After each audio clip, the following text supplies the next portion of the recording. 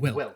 I am the last hit point hero, and you have found your way to Neon Lights Roleplay. We are so very glad you're here, and hope you enjoy your stay. But before we go any further than this, Neon Lights wants to take a very special moment throughout this entire month to shout out some of the wonderfully melanated, talented creatives that you ought to know.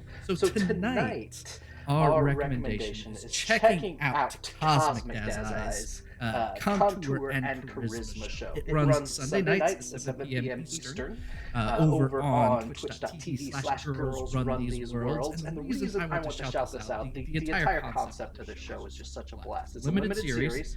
It's going to have a rotating cast. Everyone is encouraged to be in makeup and cosplay. They're playing Cyberpunk Red. Just across the board, something to check out. So I want to strongly encourage you that if you've not made your way over that direction, to go ahead and do just that. I believe I am echoing.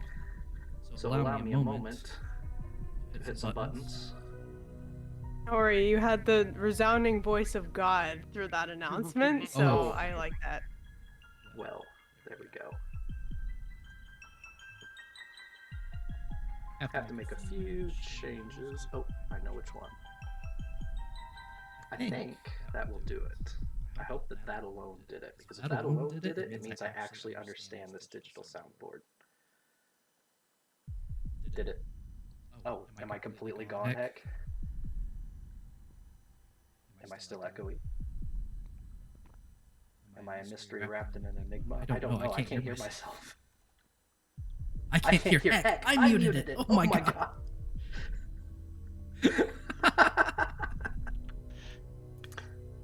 Okay, one more time. Now that I've streaming professionals do professional streaming. Look, it's been a touch since I did this. Twitch.tv/neonlights. Now can you hear me? Oh god! That ruined everything. That had to have been loud. Yep, see, there it went. Had to wait a second for it to go through. That's why I can't check my own audio. Because if I do, it feeds back through. Am I still echoing, heck? Yeah, I think you are.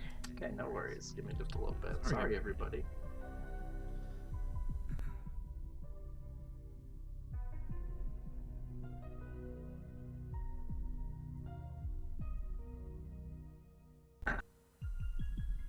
Hang tight, chat, while we are figuring this all out. You can check out the cool commands that we have in our chat. We are doing a charity run for the entire month of February, celebrating Black History Month. If you type !in charity in the chat, you can see what we have going on for this week, because we'll be doing a different one every week. For this week in particular, we have the Thurgood Marshall College Fund being highlighted. So definitely check it out. We have a Tiltify link, so force through the channel. Hello, Emily. No, who posted the creepy blue baby again? It's Bibble. I don't know. I don't want to know its name. Its fateful little face with its little gleaming white teeth. Why do we have a creepy blue baby? He's important. No, he's actively not. Is he? Alright. Is he important? I must know. I think I found it. I turned off my monitor. If I turn off my monitor, I think that does it. So hopefully I am without an echo. But the face hex making makes me think I'm still echoing. I think that's an echo. Okay, please hold. Does the echo add something at this point? Like, I mean, it really gives him that gravitas. yeah. Okay, I turned turned off off all all the the monitors. monitors. If I turn off all the monitors, He does said that he do can it? hear the echo right now. How is it doing that then? Yeah, you're still echoing. Is it coming through somebody else? No. Oh, good question. Yeah, we had that problem. I In mean, the stream I was teching on Monday. is anybody off of the? Does anybody not using headphones or? Me? Okay, HP. Less echo?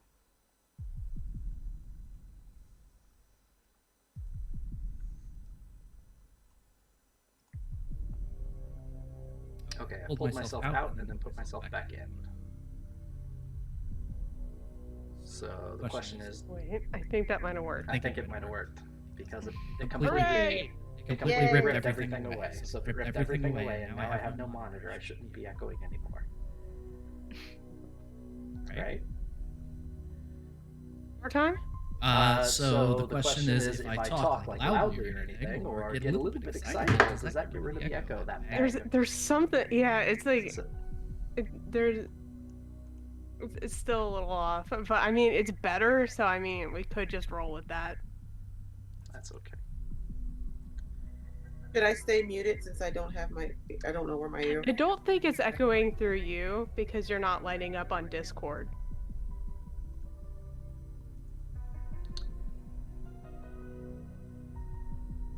Oh, I think I know where that was. Where was it? Where are you? There was another. So I feed 3 different channels, and one of them didn't have Discord muted. So now that Discord's muted in that one, maybe I'm not echoing anymore. Ah. Maybe. I don't know. What's the verdict? Say one more thing. One more thing, or 2 more things, maybe even 3 more things. Talking in a way like this that sounds. Nope, I'm still echoing. It's still slightly off, but I mean it's not as bad as it was before. So where is the bounce? We'll do it this way. Chat, thank you for hanging out. Sorry I can't see you right now. If I turn it on, it's gonna blast everyone with the commercial sound real quick. Filling up my sketchbook while we hang out. Definitely not playing Marvel Snap right now. Oh my god, you and my partners I can talk. are... Addiction. I am addicted to that. My light color. Audio. Disabled. Can always share more medieval facts. Yes. Please. Just not the licensed one. I won't now. No, this one's about Life food. facts! Life I was facts! so I made some medieval pasta, and I was incredibly grumpy when I realized there was no tomato sauce. And then I started complaining about it because I'm like, "Where's the tomato sauce? Like, this is like it's fine. It tastes like food, but it's not as delicious as tomato sauce." Tomatoes weren't in Europe during the medieval period. They were from the Americas, so they didn't have any. So instead they did other stuff. Like what? Jerusalem artichokes? No, well the I did was chickpeas. Let me see, chickpeas, cheese, leeks, I think, and onion. It was chickpeas, leeks, That onion, seems suitably depressing. and chickpeas and salt and pepper. It was a very simple dish. But Was they it said good? Well, it tasted pretty good. It wasn't like I would really have liked some tomato sauce, but that wasn't what the recipe gave me. Did you seen this YouTube channel where a guy like remakes historical dishes? Mhm. Yeah, like a lot of stuff like Tasting the 50s history? and stuff. Yeah. Yeah. Watching that. Yeah, we did that, and I also made medieval stuffed eggs, which actually went over pretty well. Which was Oh, surprising. that but sounds good. What's in those? I love me a they're- deviled egg experience. It's not quite deviled because those are usually like paprika spicy. It was actually like a little bit sweet and a little bit spiced. Because it has like carrots and like raisin in it. Not a lot, but just Okay. like chopped up. It was actually really good. I ate a lot of them until I felt kind of sick. So I thought they were delicious. Well, I made a whole dozen eggs. I didn't realize that meant I made 24 halves. So that was You're a like, lot. better eat them all at once. I Oh, shared I them see with Egg-chan really likes this in the chat. Yes. Egg-chan is like, yes, more. I saw one episode where he made this. I forgot what it was called. It was like this Roman kind of fish stinky sauce. It's like pulam, I think, or something like that. Yeah. Mhm. They have to like have all of these fish fermenting for a long time. Oh. Yeah, that's a note from me, dog. Like, not because it's gross. It probably tastes fine. It's just like I only do the veggie dishes for the most part. but let's see. Yeah, So I Garum. did that one. It was Garum. Yes, I was like something like that. Pulum Garum. Yeah, it's like a very specific taste. He even made like a drink, like a Gatorade style drink with it. Ooh, yeah? Gatorade. Like a kind of like kombucha? Okay. No, he just put a little bit of it in water. So I found something else that was picking up my mic and got rid of it, but I also got rid of the music on stream. So stream is just going to be music free tonight. So that is what was picking it up, and that should take care of the echo. So we're just going to So the channel I'm sending music through apparently is picking up my audio. I can't figure out how to split them right now. Okay. So. Huh. That's okay. I mean, we're in a quiet, desolate cave. It'll work. Yeah, it helps bring the ambience, actually. So yeah, that is set. It is functional. We are back, and I'll start at the top. So, that was a fun, adventurous start, everyone. It's okay. We'll fix it in post. We'll fix it in post. Actually, we're live, pal. Yeah. That's what the highlights are for. YouTube won't know. Yeah, YouTube doesn't know anything. YouTube will know. All right, so from the top. Hello and welcome. I am the Last Hit Point Hero, and you have found your way to Neon Lights Roleplay. We are so very glad you're here and hope you enjoy your stay. But before we do anything else, before there's any audio issues or any kind of getting halfway through introductions or anything, before any of that, we want to take a moment to celebrate Black History Month, to celebrate some melanated creatives that you really need to keep your eyes on. And my recommendation for this evening is Cosmic Dazai, overdoing contour and charisma. So this is a live actual play on Girls Run These Worlds. There's a shifting cast. They show up in makeup and cosplay. You've only missed one episode so far.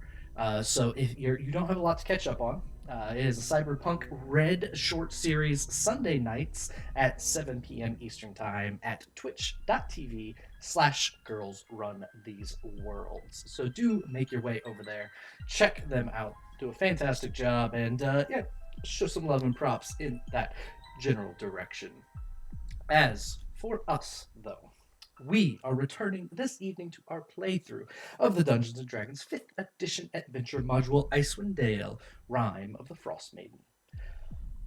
Winter's last breath shall freeze the air in your chests. First and foremost, no attempts to make this story child appropriate have occurred. This is a tale of cold isolation, alien incursion, and self-centered divinities.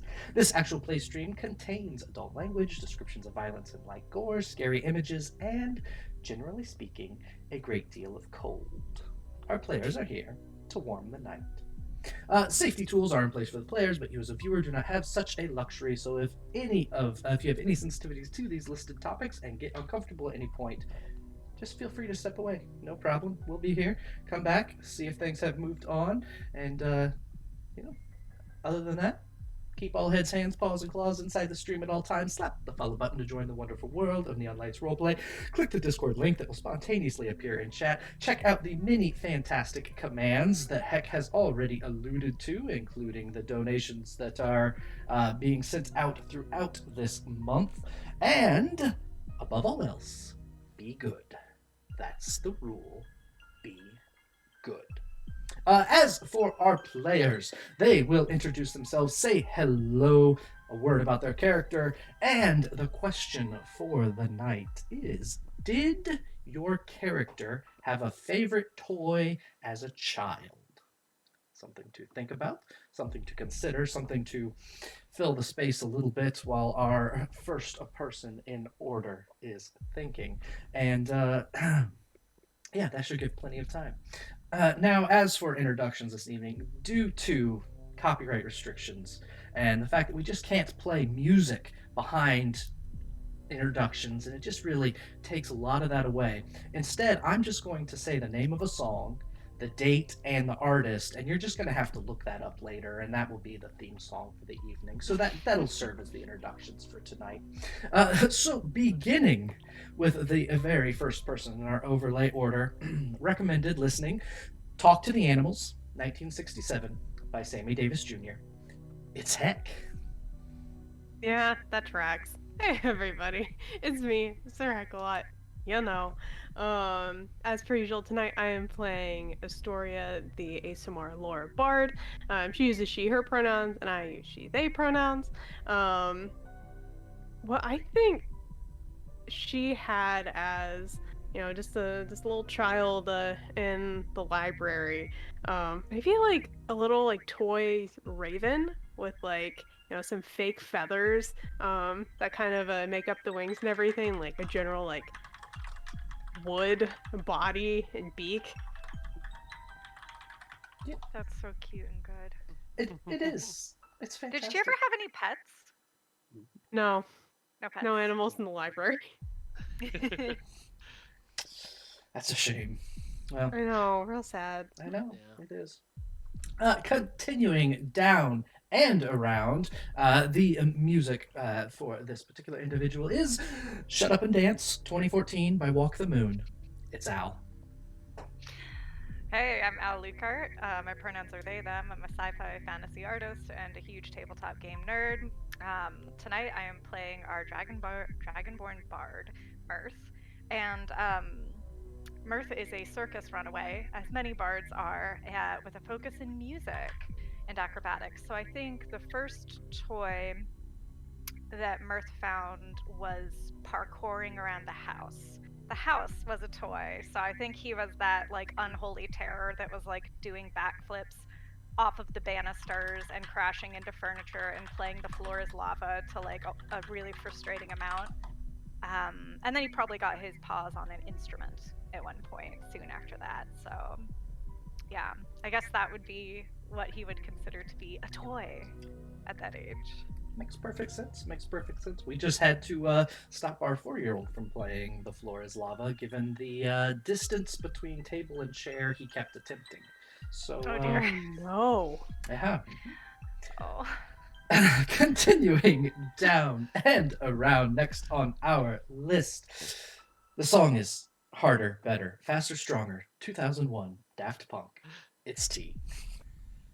I actually really like that song. Anyways, I'm T. My pronouns are he, they. I'm playing Brom. He's a human paladin. His pronouns are he, him. Brahms. So Brahms had a lot of toys.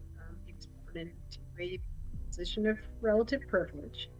But his favorite toy was actually a baby doll.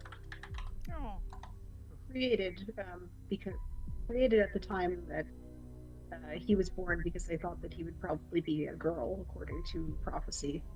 And then it ended up being completely wrong, and he was a boy instead. So he carried that doll around for many years until it started to fall apart. And then eventually, when he was old enough, his parents said that it was inappropriate for a boy who's going to enter knighthood training to have a doll, and took it away. The more we hear about Brahms' parents, continuing. Real winners. They're not his Ew. parents anymore. I'm adopting him. I'm his dad now. Second to last in our list this evening, one of my absolute favorite feel-good songs, Don't Worry, Be Happy, 1988 by Bobby McFerrin. Interesting take.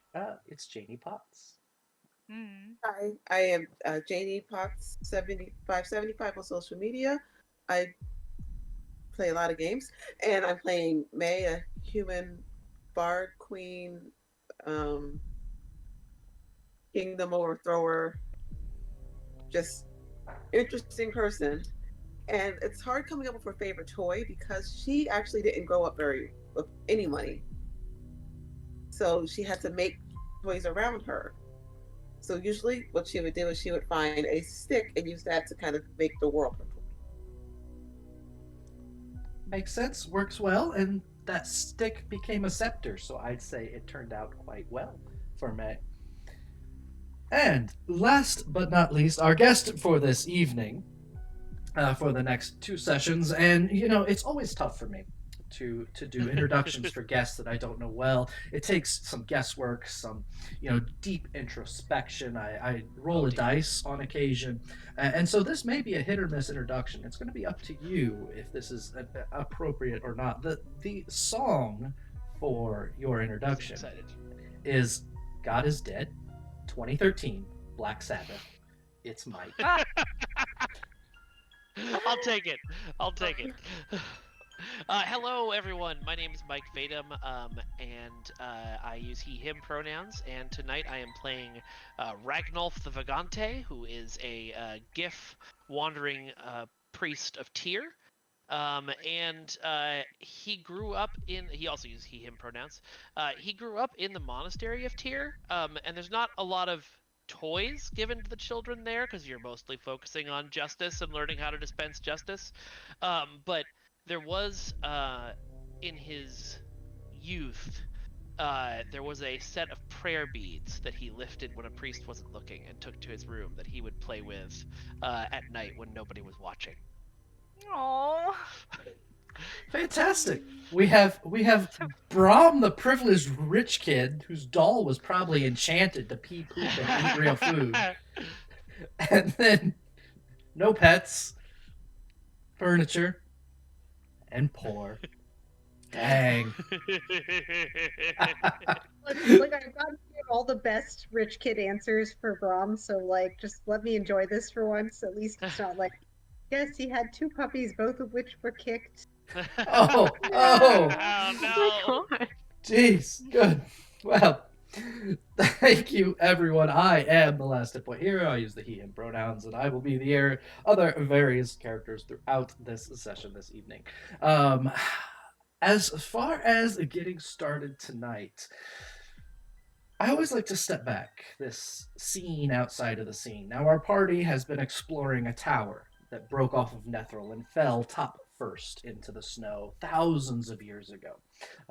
Within, they found a wizard in suspended animation. They fought a massive guardian, and they have been exploring this upside down area for quite some time. Well, actually, just a few minutes in the grand scheme of things.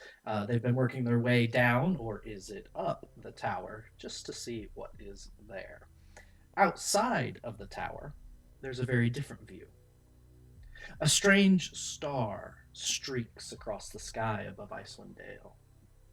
While there was no one around to see it pass between land and stars, if someone did look up at that particular time in that particular piece of sky, what they would have saw looked more like a deep-sea creature than something that should be flying. Of special note to those on the ground, perhaps an odd reindeer trying to find some graze through the snow, is the loss of altitude of this particular star. The roaring sound it made as it bounced off the surface of the ice and snow, pieces breaking off and scattering with the bulk of the ship traveling miles away. In the wreckage, a massive-bodied creature climbs up, desperately fighting off a pair of worms with tentacles on their faces. It was a fight in the dark, in the cold of desperation. And when it ended, the large hippo-like creature prevailed. Collecting their things, or at least what they could rummage from the wreckage, they made their way toward a rocky outcropping to seek shelter. With a slip on the ice, they disappear down a tunnel. That is where we will shift back to 5 individuals deep within this tower. Let me move us over to the correct scene. Now, there it is. I couldn't find it. All of you had just finished closing a door behind you. and moving on to see what else might be in this tower. As that door clicks shut behind Mirth, I'm fairly certain it was Mirth that closed the door behind him, you see the hole in the floor continuing downward. You see the hole going up, and that pretty much picks up where we left off. As you start to collect yourselves and figure out which way to go next, Geisma looks at the group of you and goes, I've, actually been hanging out with all of you longer than I was supposed to. I really don't have time to spend too much time with, the likes of you. I can't just carry you along and do all the work. So, it's best that we let you be on your way. The griffins are yours to use, except mine, of course. But there is something to know. I'm also supposed to tell you that wall of ice and snow. I'm told that it's called Winter's Last Breath. Apparently, when it passes over, everything behind it freezes solid. So that's a problem to deal with, but I'm going to head back to the tribe and take care of them. I did my end of things, and, well, like I said, I just can't carry you along for too long and do all the work myself. So I think that's probably where we say our goodbyes. Bye. Goodbye. Very well. Is a little perturbed to be accused of not pulling weight, despite that possibly being supported by evidence. Geisma climbs up the tunnel with a little bit of effort, not an easy thing to do. Well, he makes it look easy. Makes his way up and disappears back up through the tower. You could swear there was a flash of light as he passed through that tunnel, but I don't know. Maybe it was just your imagination. With that said, the tower is yours. Cool. They're in and out quick as a silver fly. Rom nods, and I guess we'll explore the rest of this floor. Is there anything behind here? Behind the hole? The hole breaks through part of the wall. It's hard to tell if there was a door here at some point, or if it was just a section of wall that was knocked down. But as you gaze through, there is something that catches your eye. It's just like everything upside down. On the ceiling, what would have been the floor, there's what appears to be a stone altar adhered in this otherwise empty semicircle room. You do see on the altar an 8-pointed star carved into its eastern face. Can I roll religion? I don't remember what it's for. Yep, feel free. Oh, no, I'm so dumb. You can roll. Okay, 18. 18's fantastic. You recognize this symbol as the holy symbol of Mistral. Now, it's not an easy thing to identify because Mistral is the first incarnation of Mistra, the current god of magic.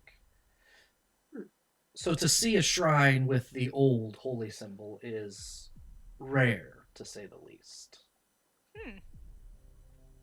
Interesting. Certainly sounds like we're on the right track then. And then, Mirth, you have had your detect magic spell up throughout this, correct? Oh yeah, always detecting. I was saying, I don't think it's fallen yet, and I don't think you cast a different spell. With you having detect magic on, detect magic has been going off a lot. There are eternal flames burning upside down in the sconces along the walls. There's all these odds and ends that you've seen. What is peculiar is there is a 10-foot circle around this altar that is distinctly lacking any magic. Mirth will go over. Is the circle on the ceiling to us? It's like think of a 10-foot orb centered on the altar. Is more or less not detecting anything. Mirth comes over and squints at it. That's so strange.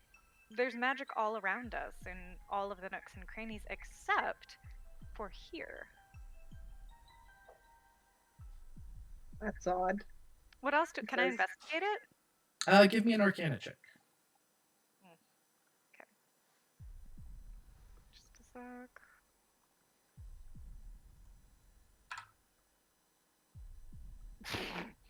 $11. 11? You don't know for certain what could cause that, but there is definitely some kind of... It seems more likely... Well, with 11, you don't know if it's more likely or not. There's just not any magic there. There's just not any magic here. Brahm, your 18 means there's usually a lot of magic around the altar to a god of magic. Brahm stares up at it and thinks that's... Go ahead. Can I roll too? Yeah, go ahead and make an Arcana check, hearing that. It is very unusual.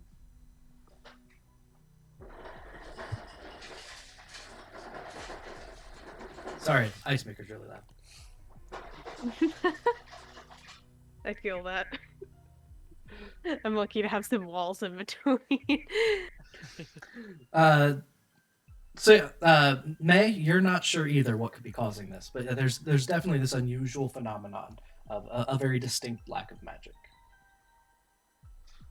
Kind of putting together like the pieces of what everyone else has kind of said at this point. Storia is just going to say, well, this was a previous incarnation of Mystra, was it not? It's no longer around? No Mystra? No magic? It would make Maybe? sense that something like this would be here, given how old everything in the Netheril empire is. It's really interesting. This must just be a piece of dead history. What is the magic signature on the floating flames in the sconces? It is... I think Conjuration is what Eternal Flame comes up as. Conjuration? Okay. And as for everything else, it's for the most part, it's residue. Okay.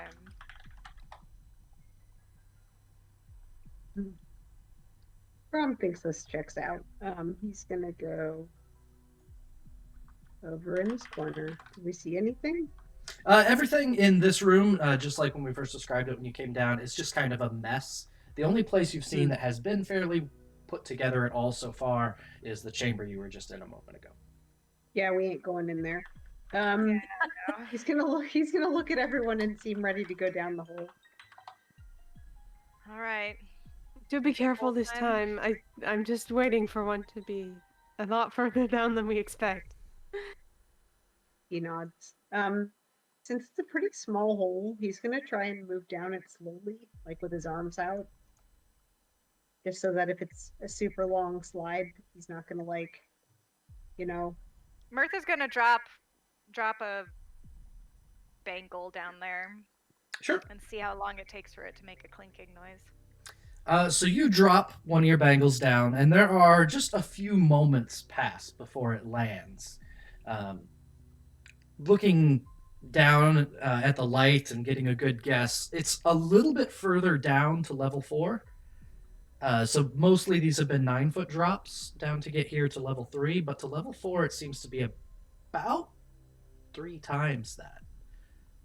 Hold on a sec. Mirth is gonna... Are there any, looking at the map, it's hard for me to tell, but is there any structure around which one could hook a rope for this exact purpose? This is why we bring rope on adventuring missions, actually. Engineering packs, like, actually. This is a thing we actually do in this world and time, thank you. Yep. As opposed to all those times we're like, I can tank it! Breaking an ankle. The campaign ends. I've got this, snap. Mirth is going to take out his rope and start puttering about looking for a place to tie it. It's not too tough to find a place to tie it and get it tied quite securely. All right, I then. never said we were smart. Well, there's no time like the present to start, Mirth says. And I think he... Should we make Brom go first? We always make Brom go first. I feel bad about that. Mirth volunteers himself this time, feeling kind of guilty for always throwing Brom in. If I go first, I can cast Featherfall if somebody starts to fall. Oh, sure. Yeah, if you don't mind. I like that. That's a good Great plan. idea. All right, we'll hook up May and sort of on belay. I'm probably the lightest too, so. Yeah. Get on in there. You start making your way down, and as I said, it's a little bit further than the distance between the other floors, but it's simple to climb down this rope, and as you pass down, you can see that the wall is decorated in glyphs and carvings, and they're all upside down because of the orientation of the tower. But it's not difficult to make your way to the bottom. I just need to do something real quick. Okay. And as you get to the very bottom of this room, what was formerly the roof, you look around and realize there's a mess down here.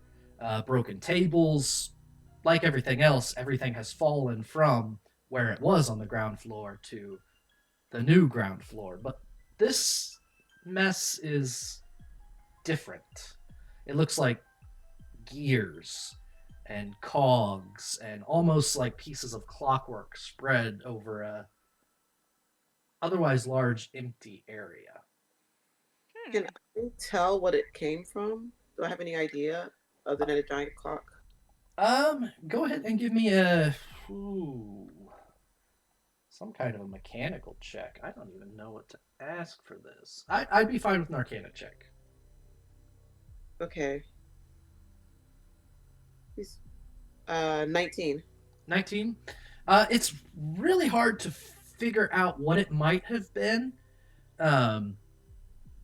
Your best guess at the pieces and looking at some of the markings on the wall on the way down, especially without the ability to read Netherilese, it might have been an orrery of some kind. A giant simulation of bodies that would move around each other. Just going to call up, I guess, not down, but it would be down. You say at this point. They're interchangeable. I'm going to call to everyone else and just say there's a bunch of pieces down here, but otherwise it's fine. Pieces?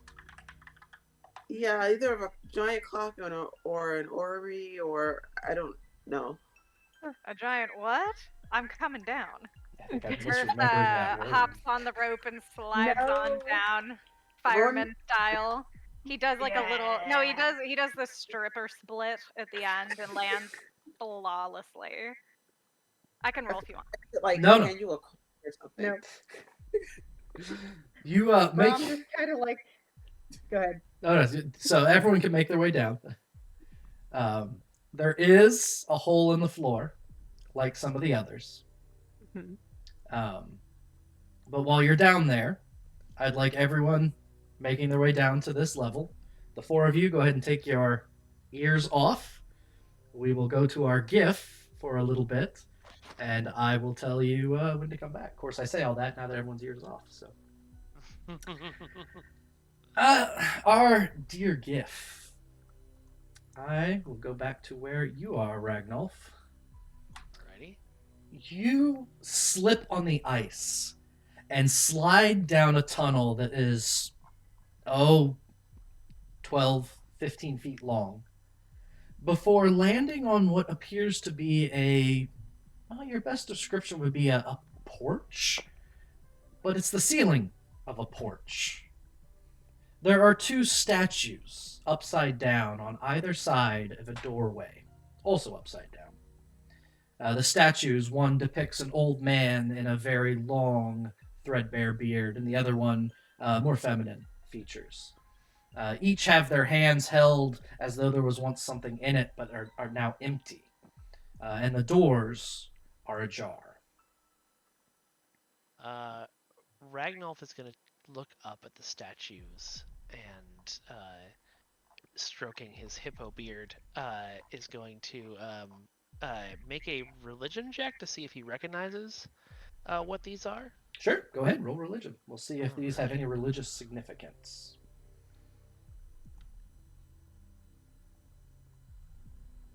Oh, 21. A 21. What you notice is that each of these two figures have the statues themselves have pendants carved that are hanging around their necks. And those pendants contain an 8-pointed star, an unusual and ancient symbol for the first incarnation of Mistral, one of the original gods of magic.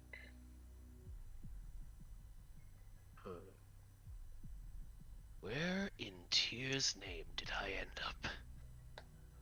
He's gonna sort of dust himself off and take a look around, and he's gonna walk up to each of the doors that lead out of. Oh, actually, there's only the one door, right? That's One the tunnel door. on the left that I slid down. Okay. Yep, So tunnels he's to you. gonna slowly walk up to the door and sort of peek out into the darkness to see if he sees anything. Down this hallway, you can see two more adjacent doors to your left and your right, also upside down. You're immediately struck at how everything is upside down. There is a chandelier in the middle of this hallway, completely upside down. There's no lights in this chandelier, but you can see the flickering of lights coming from the rooms on both the left and right.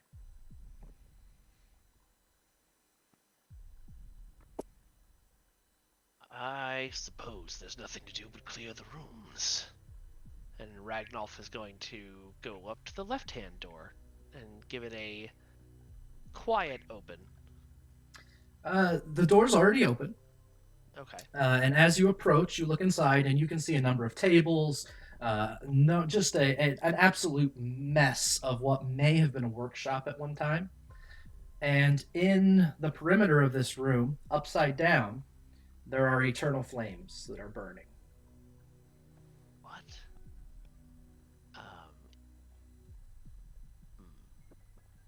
And there's a second He's gonna door walk that up leads to that the right. door. Yep, he's gonna walk up to that second door on the right. Mhm. And is it already open or is it? Again, it's left open. All right. Well, he'll just poke his head in there, see if he sees anything. This room, the ceiling, your floor, is covered in frozen multicolored liquids.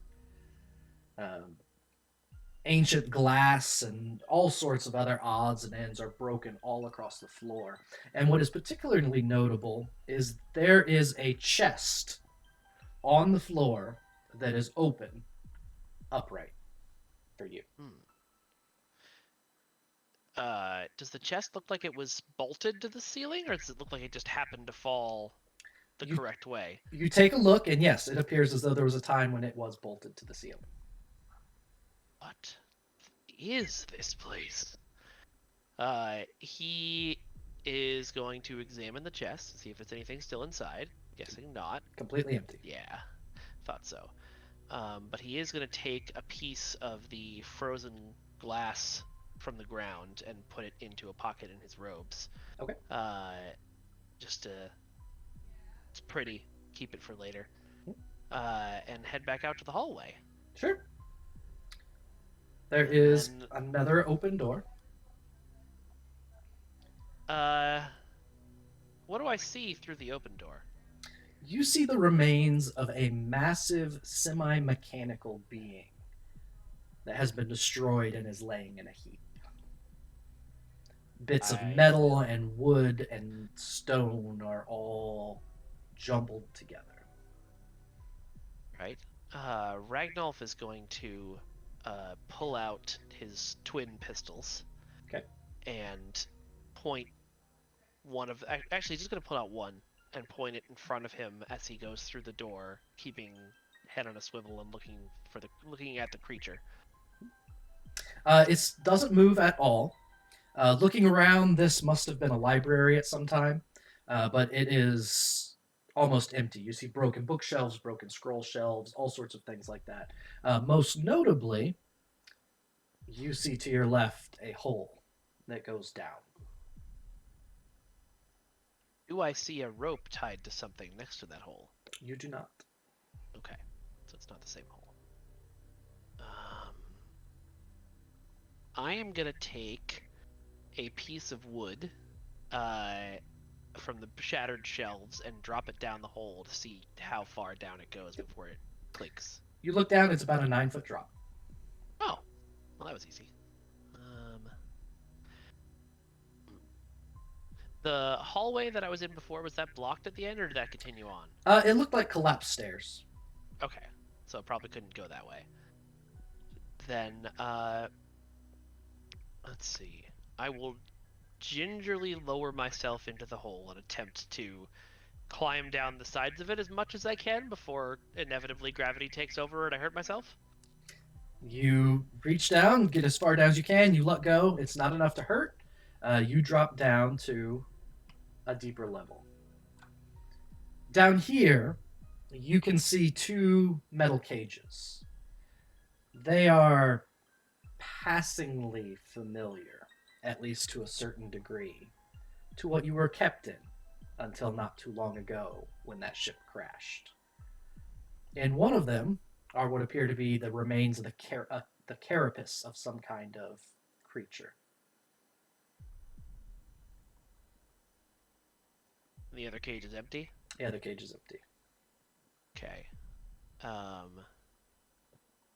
He's gonna go up to the cage with the carapace in it and see if he can open the door. The door is right over that hole. So there is another hole. The cage is bent and broken, almost as though it fell. So it's difficult. The door's closed but broken. The bars are too close together to pull the carapace out at all. Okay. I look up to see how far it fell. From the ceiling, about 9 feet. From the ceiling. Okay, from what would have been the floor. This wasn't part of the thing that I was on. This is original to this. Okay. Correct. Well, let's check the door to the top then. Sure. You make your way up to the top, and you can see what perhaps was a study of some kind. There's what looks to be a fireplace, upside down, of course, over on one side. There's a broken table. Not much else in here. Well, I'll check the door on the left first. Sure. In there, the first thing that you notice is as soon as you pass through, it gets very, very quiet. Unusually quiet. I step back out of the room and back in to see if it's crossing into the room is what makes the sound go away. It is, yep. As soon as you cross into the room, it is silent within the room. And what do I see scattered around the floor in the room? The shattered remains of a desk and some chairs. It looks like the chair may have been a little bit more of a comfortable chair than just a wooden chair. Okay. Well, I don't know squat about Arcana, so I'm not sure what I can investigate to figure out why the walls are quiet. How they managed to soundproof it. Well, I'll make a quick perception check if that's okay. From within the room? Yeah. Okay, go ahead and roll perception. 19? What you perceive within this room is that it is profoundly quiet. The broken chair is definitely a much more comfortable chair than what you've seen broken in other places.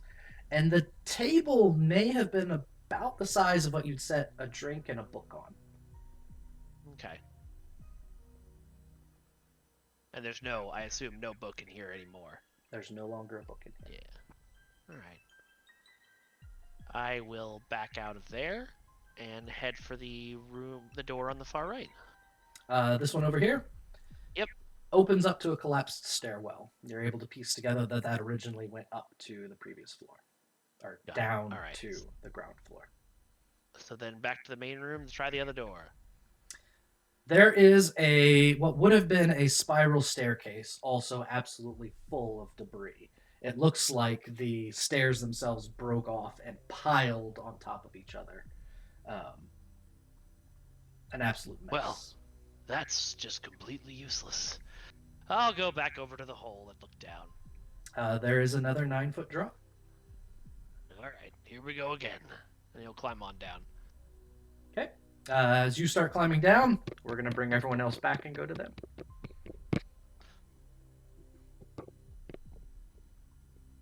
So bad at reading lips. We will point at our ears. Hello. Are we back? Good. We're back. Yes. The four of you have climbed down to this much larger room full of debris. Definitely an orrery of some kind. Wait for audio to come back for Janie also. Hi, Gotta Jamie. do the audio dance. The audio dance! Yeah. Audio dance! Get it! Do the safety dance. You back Yeah, on? Do the safety dance. Yes. I could hear the screen, so I just left it on. Oh, okay. No, that works. So all of you are in this, what was apparently an orrery of some kind. There's another hole in the floor. And yeah. So what are the four of you up to in this particular room? Okay, so for the unenlightened, what is that? What does that mean? Oh, I'm so sorry. So an orrery is a mechanical device in which a number of gears are used to simulate the orbits of planetary bodies. Oh, And okay. so if you see that big clockwork thing, usually in D&D it's going to be showing like the planes, or it's going to be showing schools of magic, and it is how these bodies interact with each other. Okay. And there was some kind of very large one that was in here that is now shattered beyond repair. Oh boy. Well, if this were to Bronze. hit the ground first. Yeah. Brom's gonna look around and search for anything useful. You can see to your right a column where that spiral staircase probably continued down. Mm-hmm. And you can see at the very top a door that would go to the spiral staircase, more or less 30 feet above you. At the top of this stone pillar is the doorway from the spiral staircase to what was the ground of this orrery. You, on what was the ceiling of the orrery, see another hole. Well, there's nothing else. He got an 18 for perception, finding anything of interest in there, but Yep. there's nothing else. He's going in that hole. You look down and there is another floor down, about a 9-foot drop. You want me to go first so that I can stop you from falling? Sure, that would be nice. Says Brom, who weighs like over 250 pounds with all of his gear on. I think he weighs like, let's see, 390 pounds with all of his stuff. Probably like that's that. what I weigh with my gear on, with my gear off. That's what I weigh in the nude, says Mike. In character, whatever your character's name is. Ragnall. Ragnall. Yeah, May is less than half of that, so So whoever goes first is fine with me. May will go first so she can feather fall anyone who might be less fortunate. Sure. Seems good. So it is a brief 9-foot drop, much like the first few floors that you were on. And when you get to the bottom of this, you immediately catch some movement behind the broken tables over here to your left. Oh, no. Uh-oh. Can I see what it is? Absolutely. You take a step closer just so that you can look around the table. And what you see is a lizard-like creature. A good, probably 5 feet long. reptilian creature has a spiked back, a whipping tail. It has 4 legs down either side, a total of 8 legs. And as it turns to look at you, you see its 2 eyes. They look like marbles made of stone. And I need a Constitution saving throw from May. Oh no. Oh no. I'm really glad you took Greater Restoration. Like we have access to that. We do. Well, wait, yeah, we do. You're right.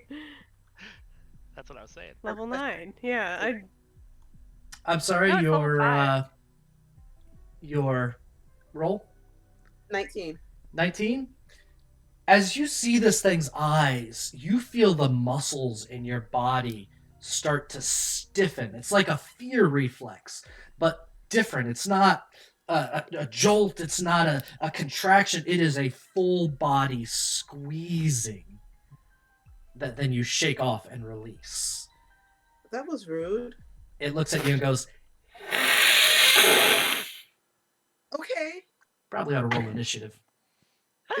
Only May would go, that was rude to a freaking basilisk or a cockatrice or a little hateful critter What? like this. is basilisk.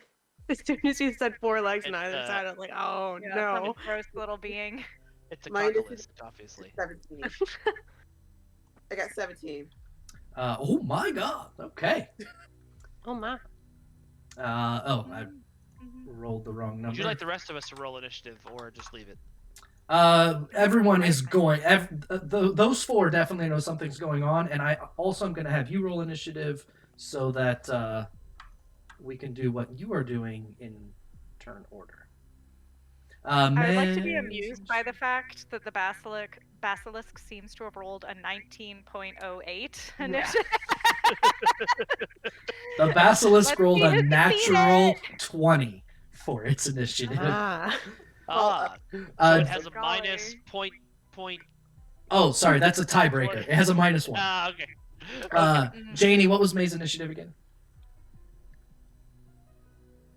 17. 17. Okay, perfect. Story of Brahm, and then Ragnolf, your initiative? It is 15. 15. Oops. Come on. There we go. So we will switch the order of these, and even though it doesn't help chat, I'll change to combat music for you guys, so that you don't listen to the same looping theme music till the end of time. You know, we could have worked together if you didn't have to do that weird petrify thing. It seems unconcerned with your feelings, and attempts to take a bite out of you. No. No, bad. A bad. 12 to hit. Drop it. The clattering. That gets me because I have 11. What do you have in your mouth? You have an 11. I thought you No, had what do you an have? 11. Did I? Let me make sure I enable my armor because I'm supposed to be. Do I have it? Inventory. I thought you had something like a 14, but that's, you tell me. No, it got me. I got 11. Okay. You take 7 piercing damage as its teeth bite into you, and then you can feel this thing's nasty tongue lick across the wound, and you take an additional 4 of poison damage. Ew, gross. Nasty. Oh, David. I'm not into that with this monster. Little teeth. Sir Brahm. Brahm went ahead and is gonna. So, would May like yell about any of this? Oh, or, you like can- say what she sees? You're only like 10 feet away from what's happening, and it's below Could you. have yelled like gross basilisk trying to petrify me or something. Does she know it's a basilisk? Is she gonna say it's gonna petrify? Whatever gross lizard thing. Yep, gross lizard thing's probably the best you get. Gross lizard thing. Does she say it's trying to petrify her, or All she knows is her muscles got tight when she saw it. Some, I should look for I don't trait know. aggressive ability, like stone glare or something. To grow the thing with a stone glare. Okay. He's going to drop down. Let me see. Actually, let me look at his shit, and then I'll tell you. He's gonna go down there. Okay. But I'm gonna try and figure out what he can do. Okay. Well, since May has the same initiative as you, you sort out what you're going to do in the room with the basilisk, and May, it's your turn. Well, obviously, I'm not happy with what he's done to work. She or they, I don't know. We didn't have to have the conversation. Just went straight into attacking, which,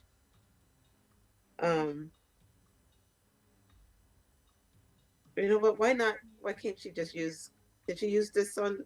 I can't pronounce anything tonight. Dissonant, whatever whisper. Dissonant whispers. You certainly can. Yes. Okay. Well, this thing is a loser and it has to know it, so that's what she's doing. Sounds good. And that is a wisdom saving throw from me, if I believe. Yeah. For a 14. Okay, my wisdom is a 15. Okay, go ahead and roll some damage. I did this at a 3rd level. Let me see. Yes, 5d6. Please be good. 21. 21 sounds good.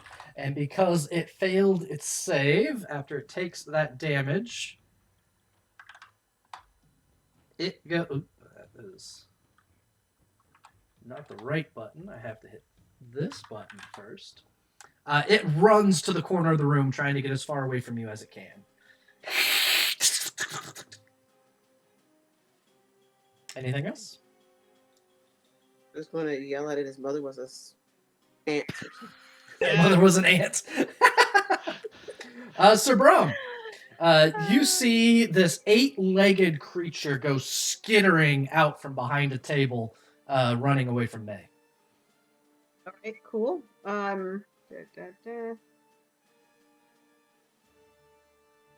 Is going to use his bonus action to take a vow of enmity. Okay. Against it, so it'll give him advantage. Fuck this guy in particular. Yeah. Yeah, he's gonna try and not die since it's running away from them and its face isn't towards them. He's gonna try and chop it in the butt. All right. Sorry, try and chop it in the sorry, butt. critter. Butt chopper Brom. Butt That's what they call him. butt chop. Oh God, Brom A would worthy die. title. A regal Dude. title. He gets advantage on these, so Sounds good. nope. I guess 13 and 14. Sorry, 13 and 17. 13 is going to miss, but the 17 does hit. Okay, so does 12 slashing damage directly at its butt. 12 slashing damage. You take a slash at this thing's hind quarters, and it howls. Well, this shouldn't have attacked us. Down to Ragnolf. All right. So, Ragnolf, I'm going to move some of you over here. You drop down this hole, and there are a couple things that you notice. You see a rope leading down the hole directly above you and to your left, and you also see the first closed door that you've seen right up here.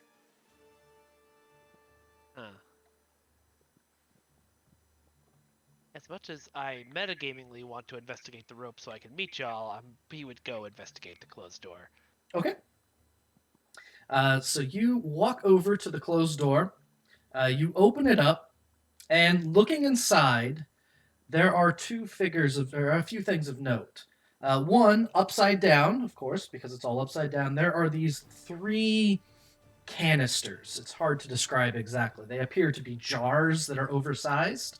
And floating in one of them is what appears to be a human figure, floating in a liquid of some kind.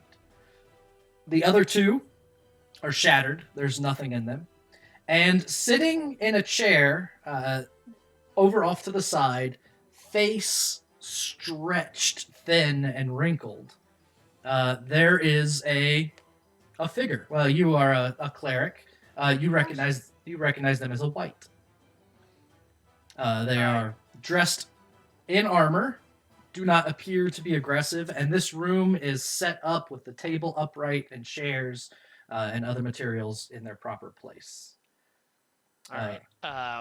Well, I would point my pistol of certain death at the wight and say, "Who are you? What is this place?" Another so soon. I'm Krintos.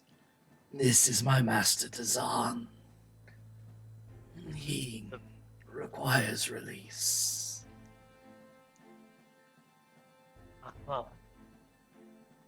And what will your master do when he's released? He is a researcher seeking a lost city far beneath the ice. This tower is a piece of that city. He knows many things about its secrets. Fascinating. And I assume you're stuck here until your master is released. I am here to serve him for eternity. My service is to see if there is one who will release him that I might continue my duties. Enjoy that. And I shut the door. Okay. Mirth, it is your turn. Okay. There's Basilisk. For convenience, I dropped you down the hole already, but you are Thank still you. 9 feet above on the previous floor. Mirth twirls down the rope and is a little annoyed that no one sees him and appreciates that. And I'm sure as the basilisk wants to look. that's something I do wonder. So as the basilisk is skittering into its corner, actually, is it big? It's big, angry lizard. This is a people-eating like a size Komodo lizard. dragon? It's much more Komodo dragon. It's more like a stub-tailed, somewhat narrower alligator. Oh, okay. Could I roll to see if I recognize what it is in character? You may. You can make a nature check. Is the most likely. Okie doke. Let's see. But I would also accept an Arcana with disadvantage. Sure. Give me a second.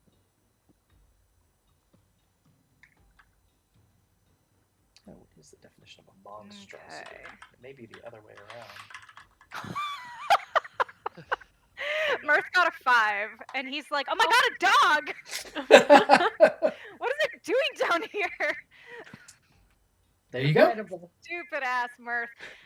Okay, Mirth, perceiving that there perhaps is danger, at least based on the position of his allies, what would be realistic, I think, he would fumble out his crossbow and then give bardic inspiration to whomever is closest to, which in this case is Brahm. So Brahm, Mirth points at you and is like, "Brahm, deal with it." Perfect. Brom seems more than happy to deal with this. And then, so that's a bonus action technically. And with the crossbow ready, Mirth is going to ready his crossbow action for if the lizard attacks an ally. You can see that there are sword marks in the lizard, and Brahm has a great sword bleeding to one side. So it's clear to you that All Brahm right, has fine, I'll tried to take the kill. shot. That sounds I'll good. take the shot. I'm Take doing the it. shot. I'm going in, guys. Roll the hit. Hopefully I roll better than You nothing. got it. I believe. 14? Even you. 14 misses. Your crossbow bolt goes flying, poof, and it sticks in one of the spines near the in this thing's back and just kind of gets lost among the other spines. Its head turns your way. Oh god. Okay, I'll end my turn. Astoria, you are still the floor above, but it's a 9-foot drop down. Yeah. All right. I will also go down the tunnel. see a giant lizard. Oh no. Can I discern anything about what it is? I will accept an Arcana or Nature check. Alright, cool. Oh, my nature's not bad. 26. 26. You know without any trouble at all that this is a basilisk. It is an incredibly dangerous creature. In fact, what you remember is you remember the words of X the Mystic. In their fourth rule of dungeon survival, what they said was, no one carves statues of frightened warriors. If you see a basilisk, keep your eyes closed and your ears open. You know that basilisks prefer to turn their prey to stone before feasting upon their rocky remains. And they rarely exist as solitary creatures. There is usually a nest somewhere. Okay. Great. Yeah, I mean, Astoria will probably communicate that to the rest of the group. Say, don't make eye contact with it, and there are probably more around. Too Keep late. on your toes. Already did. And given that,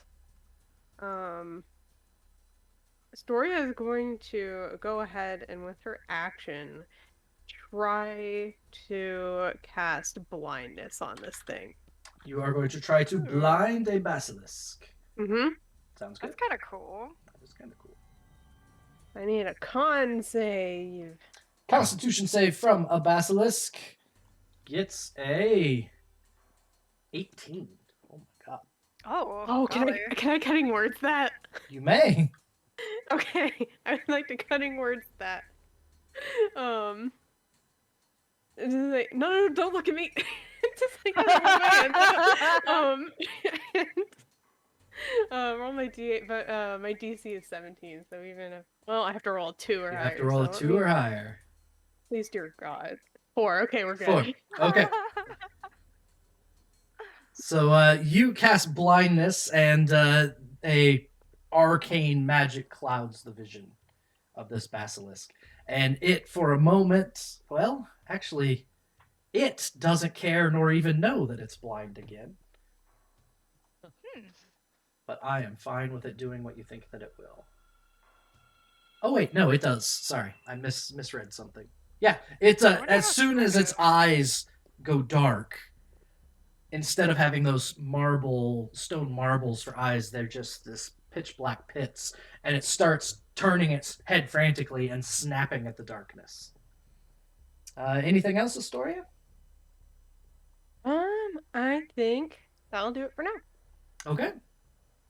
On its turn, it snaps mostly blindly at where Braum was. So with disadvantage, oh my god, it rolls a 23 and a 24.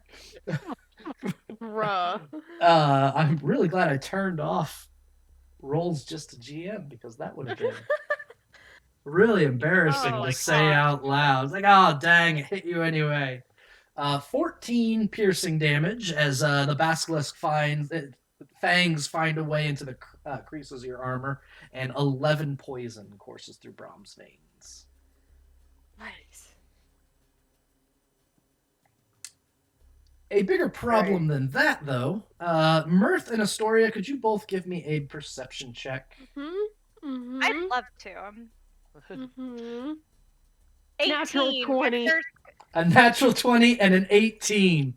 We're so perceptive. Okay, You're to keep an eye out. colors that don't exist. I see the dust modes. I see the history of this basilisk, his family tree, his firstborn child. What you most importantly see is a door ajar directly next to you pushes open as a basilisk starts to come over the top of the door. Because neither of you are surprised, you may close your eyes if you wish. I would love to do that. Yes, and warn everybody. Oh, another Fuggy is coming in hot from the right. The question for Braum and May They yell out. Do you turn and close your eyes or keep it open? Which direction are the critters coming from? The door behind Mirth. I will open it so that we can see that critter coming in. Brom is looking at the basilisk's butt, so as long as they don't, like come like right directly in his line of sight, hopefully you should be okay. All right, so I will share mechanically what will happen. Because you are not surprised, you may choose to close your eyes. If you do, you will be fighting blind for your entire turn. You don't get to open your eyes for your turn. So the question that I'm asking is, Brom, would you like to turn to look at the new threat and close your eyes, or do you turn to look at the threat and keep your eyes open? He's gonna look at the threat in front of him. Okay, so you're keeping your eyes open. That's the important thing. He'll keep, well... The only way to avoid this roll is to say you want to be blind for your turn. He's going to be blind for his turn, which means he's going to lose his advantage against this basilisk, so it's just a straight roll. Got it. Perfect. May, do you want to be blind for your turn, or would you rather risk the Constitution save to not be petrified? You're muted, but you look very sad about your decision. Yeah, I have to see to do my spells, I believe. Mm-hmm. A lot of them you do. Most of your spells you do. Yeah, and I can't really do anything without that, so I'm going to have to not be blinded. Okay, so when they call that out, you turn to look at the new threat, and I need a Constitution saving throw from just May. Everyone else closed their eyes and is blind. Really worried about this, because my Constitution is actually not. I'm worried now, too. But you said those words. Yeah. 11. 11. That is not enough. You can feel your muscles tighten, and they tighten so much that you're unable to move. You are currently restrained. Oh no. And you can see that your skin has taken on a granite-like hue. Again? What? Again? Love me. Speaking of the new threat, it tries to bite at the now blind Mirth, which means it gets advantage, which is a 19 to hit. Oh yeah, definitely. For nine piercing damage and 8 poison. Oh, ow! I think Mirth lets out a startled shriek and goes, "It's got me!" and then starts like kicking his leg. It genuinely hurts.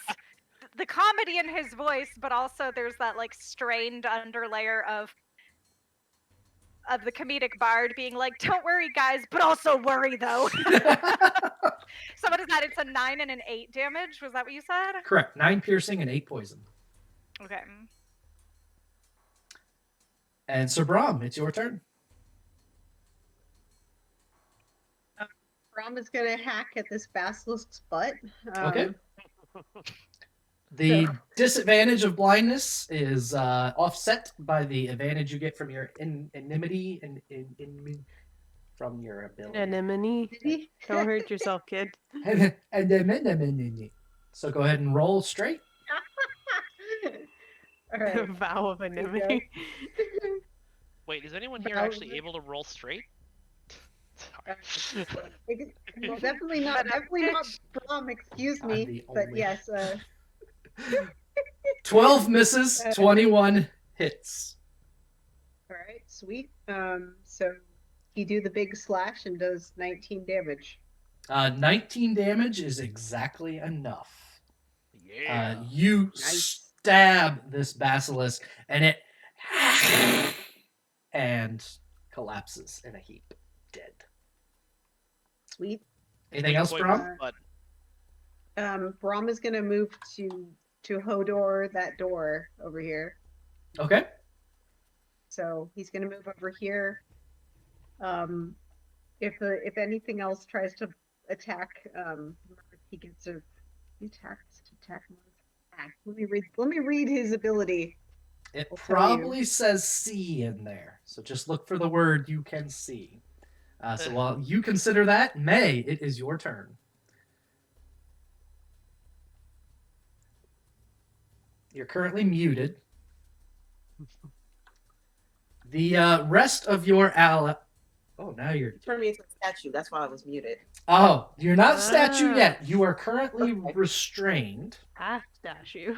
You are statuesque. Mostly statue, not all statue. A friend is only mostly statue. Okay, so what? You were telling me what was going on again? I'm sorry. You are restrained, but otherwise you may act normally. And there's one left. There's one out in the hallway that just came through the door. Okay. So because you're restrained, you're unable to move. You have a speed of 0, essentially. And you also, any attack rolls you have will be with disadvantage. Well, that's no fun. Except your spells. I mean, your spells wouldn't be affected. Well, the spells, if they have a somatic component, I can't use them, correct? For restrained, that is not part of restrained. Okay. So I can... I'm thinking. No worries. You got it. This is not fun.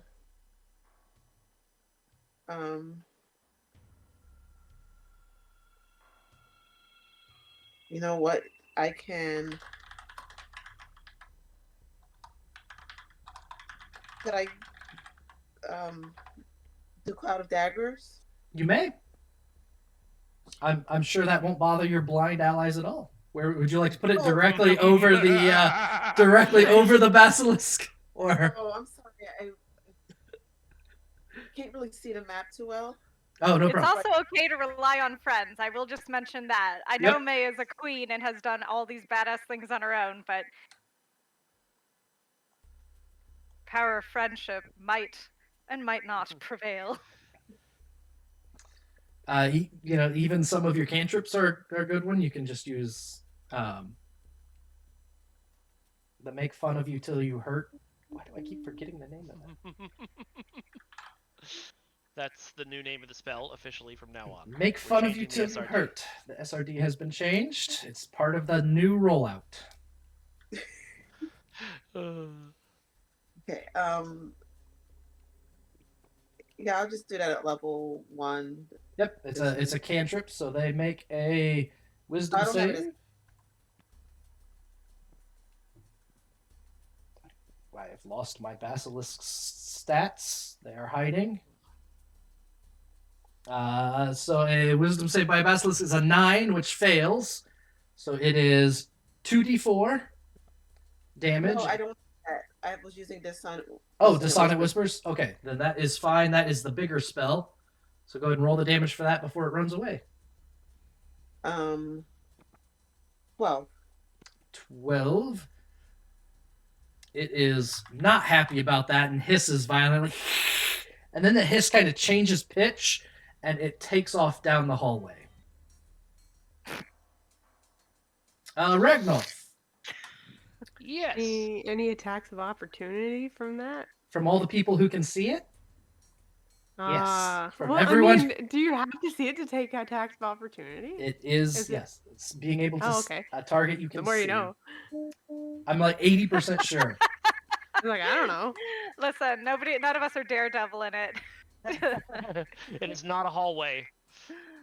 I can't read the official one because D&D Beyond is down again. So. No. Oh no.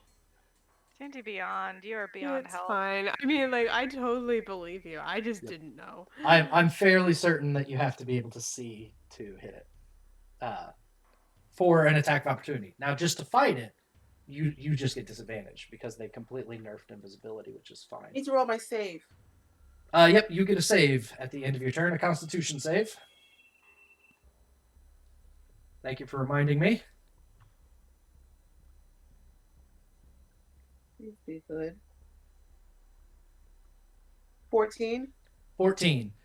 So that stiffness that you feel dissipates, and you're able to to move a little bit easier. You massage a little bit more warmth into your hand, and the color goes back to normal. Now, Ragnolf, go ahead. All right. I am going to walk up to that hole, grab onto the rope, and rappel on down. There is a 30-foot drop that you are able to go down. 30 feet going down a rope is no problem. It will be your movement. And you find all of this mess of gears and cogs and machinery, and you can hear yelling directly below you as you start to descend down this rope. There is another hole that goes down further. All right. He would head towards the yelling, so let's start in that direction anyway. Although I've already used my movement to climb down. All right. So you still have movement remaining, and you're basically standing at a hole. You look down, and in this room below you, there is a dragonborn, a slight of a really build, hot dragonborn, perhaps human-looking being. There is a knight in absolute full intimidating plate mail and a massive sword. And you make eye contact with another human, who is May, the only one with her eyes open. May, you look up through the hole in the ceiling, and you see a hippopotamus person looking back at you.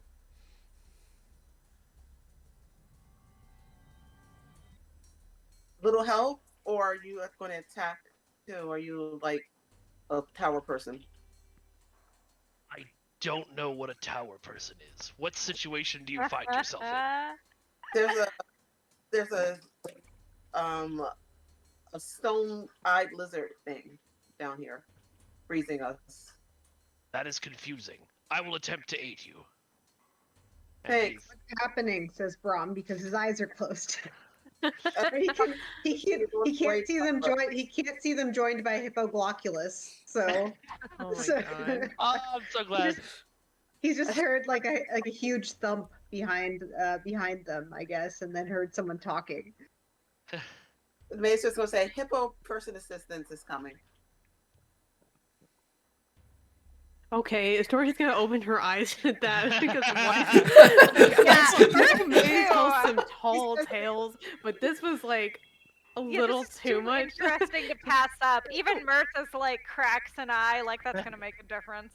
Oh my god, you weren't kidding! Ragnolf, you want to drop down and tell them what they see? Yeah, absolutely. So what drops down is a giant gray hippo man. As I said, he probably weighs as much as Braum in armor without armor. He is wearing full... I believe he's wearing full plate. Let me double check that. Yeah, he's wearing full plate mail that kind of glitters in the light. He is holding a pistol in each hand. And he's dressed in long dark robes over the armor that kind of flow down like a duster, with a holy symbol of Tyr engraved into the armor on his chest. Brom's eyes are closed, so he can't see anything. But Roll, Brom, roll. you don't know me. But yeah, you can't see anything. Everybody's got a furry phase. Yours would know. Fine. Hi, I'm May. There's a two-legged cockroach that we need to kill that's running away from me. They always run away from me. Do I have an action to shoot at the cockatrice? I don't think so. You do not, and it is a basilisk, not a cockatrice. So Basilisk, it's an eight-legged angry lizard, not a two-legged angry chicken.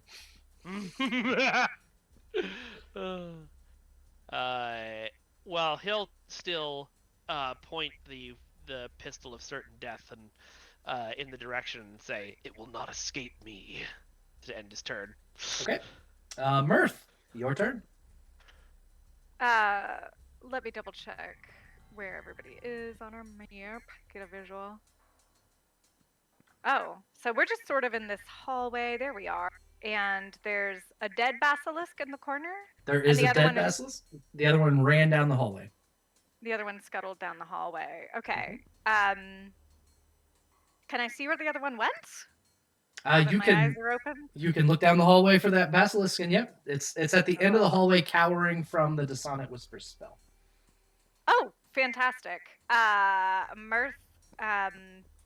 Mirth doesn't like running towards things that bit the shit out of him a minute ago, and so he straightens his locks a little bit, his beautiful scaly locks, and he kind of, I like you, and he gives you bardic inspiration, our new handsome hippo man.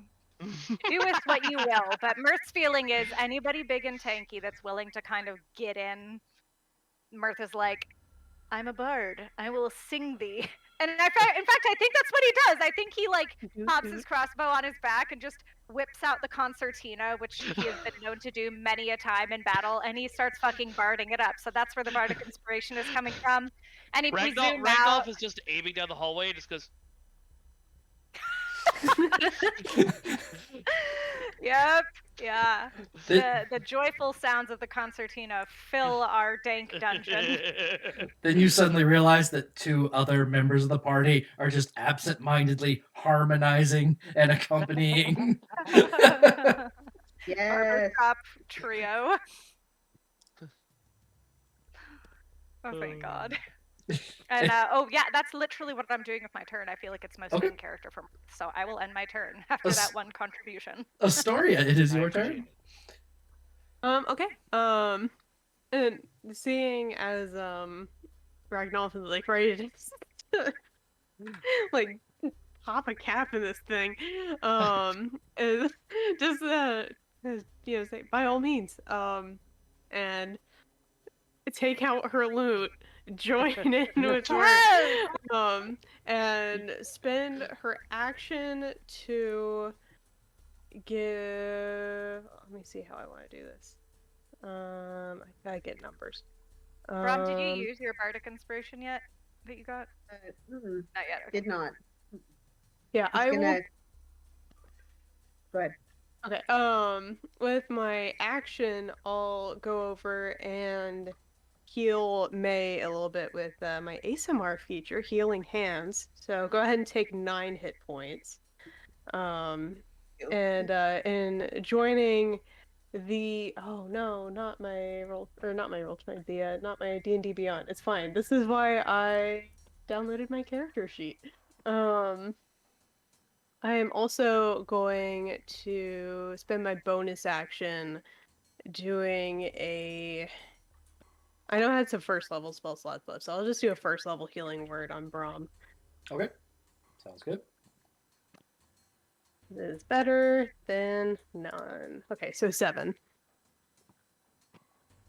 That's what I got. Look, 7's great.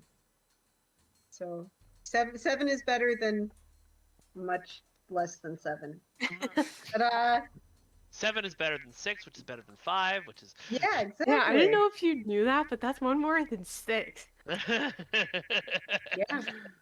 it is. Anything else? That's all I got. A angry basilisk turns around and comes charging back toward the room it was just in. Comes up over the doorway and tries to bite the first person it sees, which is Mirth. No. Because none of you could see it, it was in the other room at the beginning of its turn. No one has to make a save. Well, that's nice. I just need to find angry basilisk trying to bite Mirth. 12 to hit Mirth. No, I don't think. You are singing this little song you wrote when the basilisk comes through and goes for your throat. And you know what Mirth does?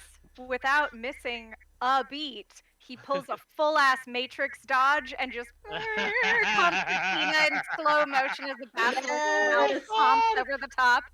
Mirth's locks sway in the breeze, and he winks at the camera in a breaking of the fourth wall. Amazing. Sir Brom. Sound effect. Brom does not have a vow against these guys, unfortunately. Let's see, what's he gonna do? This is the date in progress. And what I'll need to know from everyone is eyes open or eyes closed on your turn. So, Braum is going to stubbornly keep his eyes closed, which just means he hears like a sexy voice somewhere behind him, but has no idea what it belongs to. He's just like, wow, that voice is like so hot right now, but he doesn't intend to make this character sexy, and I realize I failed miserably in not intending that. We will find a way. Braum has a type, find a way. and you are the biggest so far. So yeah, Braum Yes. just like big boys, moto, like Braum is just I like like he's got a head. Look, Braum has like a head full of Cheerios, so like Great. everyone's just gonna have to deal with this. What flavor Cheerios? Probably the honey nut kind. Delicious. So now, Braum, because of the rules of D&D, you do know that an enemy is within striking distance. You can attack it if you would like, even though you cannot see it. You attack with disadvantage. he's gonna use. How many channel divinities does he have? That's a lot. Okay. He's gonna use another one. He's gonna take another vow of enmity. Okay. So he's gonna go ahead and use that against this fella here as a bonus action, and then he's gonna chop at it.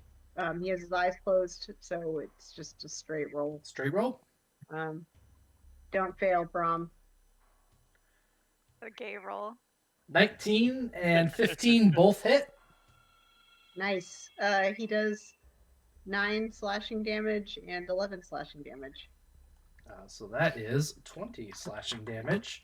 And this basilisk is in really rough shape as this blade passes across the side of its head. May, you are up. Do I know that there's another one coming? Yeah, it came through the door. It's trying to bite at Mirth right now. So there is one about 10 feet away from you attacking Mirth. Okay, are we still like with the pieces of the orrery? That's the floor above you.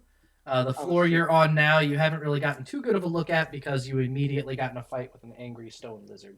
So I don't know if there's like a bunch of loose objects around. It's safe to say there's loose objects around. What are you looking for? I have this spell I wasn't going to use, but since we keep getting attacked, it's called Animate Objects. Okay, yep. Oh. Yes. But now I can throw planets at it, so I have to figure out if there's enough small objects or tiny or. There are plenty of chairs, tables, and other things around in this area. Some of them are broken, but that won't be any problem. So those would count as small for a chair, or. You could make. You tell me if you want a large one, medium one, or small one, or tiny for that matter. Anything large or smaller. There is a table here you could animate, so there's one large object. Okay. Let me. Oh, I see. I had to reread the spell. You choose up to 10 non-magical objects. Large objects count as 4. So you can have a table and 3 chairs that animate. Okay. You know what? I do that. I'm going to animate 3 chairs. Okay. You have a table and 3 chairs. Now, believe it or not, I don't have a token on hand for a table and 3 chairs. So we will make the red box your table. Just pop over to the IKEA website real quick. And the 3 chairs are the pink boxes. So yeah, these you take a look around this room. You begin casting your spell. The table starts to shake. Chairs start to shake, and they immediately begin moving in a living manner. As a bonus action, you can give them controls. Commands, rather. Attack the basilisk. That is an acceptable command. And as all of you are gathered at the door, those of you with eyes open see a table squeeze its way by, bump Mirth out of the way, and rear up with both legs pointed downward and try and slam its legs down on this basilisk's head. Go ahead and roll a d20 plus 6 for the attack of your table. Apparently, I don't have it open anymore. I'm not being whatever you call that. Roll I'm just, 20. I'm just imagining a table like rearing up, like Disney style. Yeah, like Like a the top maze. of the top some broomsticks. Yeah. But doesn't have eyebrows to make it sexy. No, definitely. Why? You can see the eyebrows on it, probably. It does have eyebrows. And that's what happens when things get animated. They get eyebrows for some reason. They immediately develop. They immediately develop googly eyes with eyebrows so they can express emotion. 17 for the table. 17 will hit. The table hits. 2d10 plus 2 damage. Your table does as much damage as one of my rifles. Yeah. Oh, thank you for the ping. I'm sorry I didn't have a ping. I didn't see it. 13. That was a long time ago. I'm so sorry, everyone. It's alright. As soon as Space Table hits it, we'll have All a the break. laughing that So made it worse. if anyone needs to go, you can go now as the table and chairs finish their turn. Okay. How much damage did your table do? 13. 13. The basilisk is still alive. You have 3 chairs that they also, following the command, they leap on top of the table and run across the table and try and swing at it. They each make a d20 plus 5. So go ahead and make 3 additional attacks as these chairs stack on each other to try and hit the basilisk. Okay, that was a 19 for one of them. 19 will hit. Let me. In fact, the other ones might not matter. Roll 2d6 plus 1. Okay.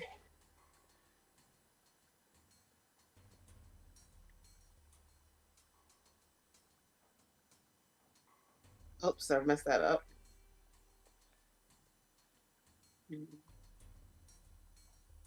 Plus 1. No, 5. 5? 5 is exactly enough to take out this basilisk as a chair clubs itself against the basilisk's head and knocks it down to the ground.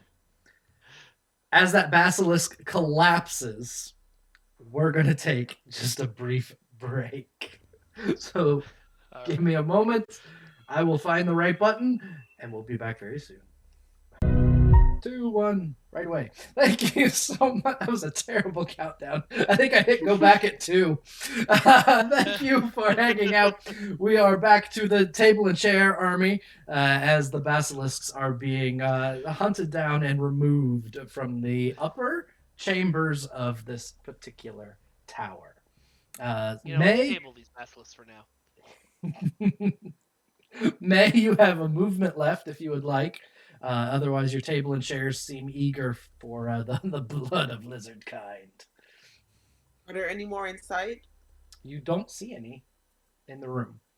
You can head out to the hallway, which is where that one fled to. But that is yes. I'll head out there.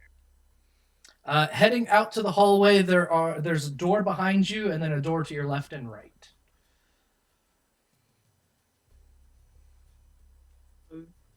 They're open? They are all ajar. Can I try to close the one to my left? Yeah. It closes without too much problem. It makes a clicking sound. And there you go.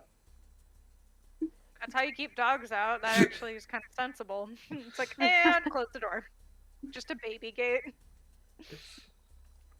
Ragnolf, your turn. All right. Ragnolf will also walk out to the hallway. Okay. Squeezing past his dragonborn friend. Over the table, past the dragonborn, into the hall. There you go. And then I'll go past May as well. Yep. And look through this door. So that's the door that May just closed. Oh, okay. You can reopen it if you would like. It's upside down above you, but... Did I see her close it? It's within reason that you knew she closed it, yeah. Okay, then I'll probably leave it alone. I'll go over to this door, but as I'm going over, I'll say, what was behind the door? I don't know, but I didn't want to get attacked by it. Fair. As you turn to look through this door, you see a basilisk go... curled up around what looks like a pile of rubble. Excellent. Nest. I will shoot it. I'll shoot it real good. So Shoot he's it gonna up. pull out his pistol and just fire through the doorway. 1d20 plus. Oh, I have a question. Yes. What Yeah. does pistols look like? Oh, that's a good question. You know that kind of hey, listen to the sound of Mike making this up as he goes. You know that kind of like Warhammer 40,000 aesthetic of like all the like scrolls and like holy symbols like inscribed onto the guns. It's like that, but like with a steampunk gun instead of a future gun. Cool. Yeah, yeah. Awesome. All right. Let's see. That's an 18 to hit. 18 will hit. All right.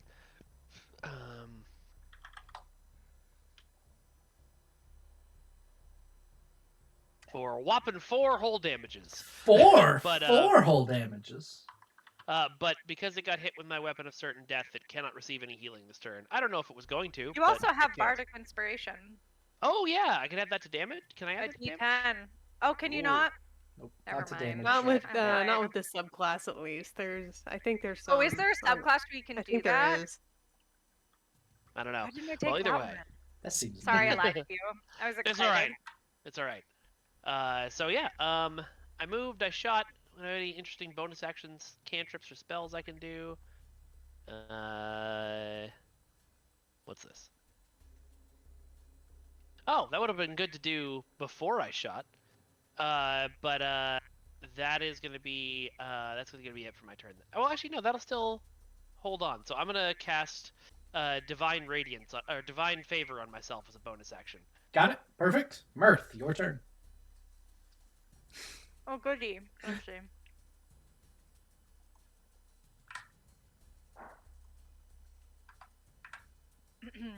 The first thing Mirth is going to do is establish where everybody is at. So he bellows, he calls down the corner to May and Ragnolf. Well, actually, he can infer that you just shot at one in the other room. Yes, you heard a And gunshot. Indeed, and we killed the one that was in here. And was there another one that slinked off to a different It got corridor? killed too. Oh, there's just one left. There's one that you know of left, correct. Have at it. Do you need any help? Possibly. Okay, I'm coming. Mirth starts wiggling and shimmying down the corridor helpfully. Watch out for my table and chairs. Oh, that's right. That's amazing. I know my way around furniture. Mirth slides over to the other side, and then it occurs to him he has to look. He's gonna help. So he sort of stands there for a minute, and he looks up at Ragnolf, and in his mind, he's like, "It's gonna be so uncool of me if I don't do something useful here." He's still playing Ragnolf just the shot and is just kind of staring at you like. Okay. And this is sort of semi out of character, just to confirm. May, earlier you were able to dissonant whispers it, Yes. and that did work. Okay. Mirth, determined to be at least as cool as May, not possible, but he's gonna try. Still playing his thing, ducks his head underneath Ragnolf's giant arm, and I think he's going to cast dissonant whispers at Basilisk Chan. Wisdom save of a 9. That so doesn't work. He is whispered. Damage. Let's see. Let me roll.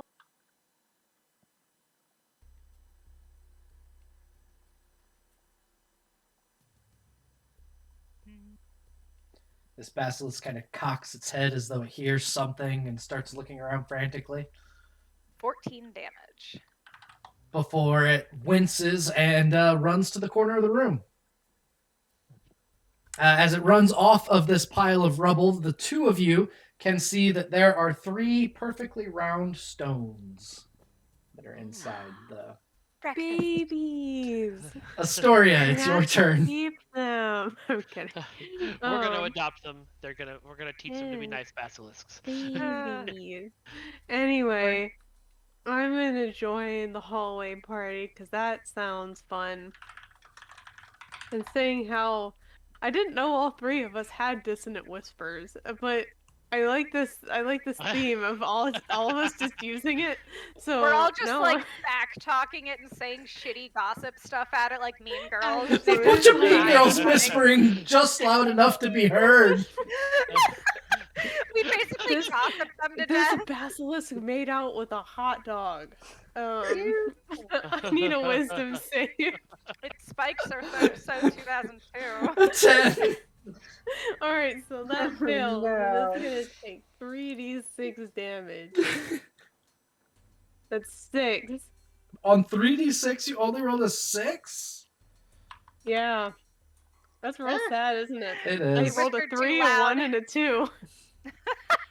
No. It doesn't I'm have. loving the, Humbling. I'm loving the Nice little comedy of humbling. this, though. This is nice. Yeah. I like this It, a whole it lot. doesn't have a reaction left to run any further into the corner, so it The just basilisk- cowers. It doesn't God, know what a this is hot so dog hard. is, so it was less effect. Yeah, I think. Oh, go ahead. Anything else from the Mean Girl squad over there? I'm Jeez. good. Okay, Brom is okay. So, it's not Brom's turn, it's the Basilisk's turn. oh, I'm sorry. Go ahead. Nope, I accidentally deleted it. I had to put it back in. So the Oh, okay. the three of you that went after this Basilisk, I need Constitution saving throws from you three. Okie dokie. Because it can see you and you Uh-oh. can see it at the beginning of its turn. I don't want to do a Constitution saving throw. May, you're fine. Okay. 21. Hey. 21 is fine. 20 is fine. Let me roll.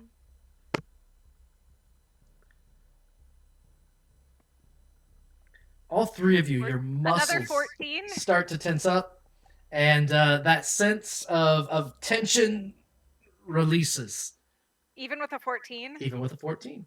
Ugh. So You just for a minute, Ragnolf looks even buffer. He looks so statuesque.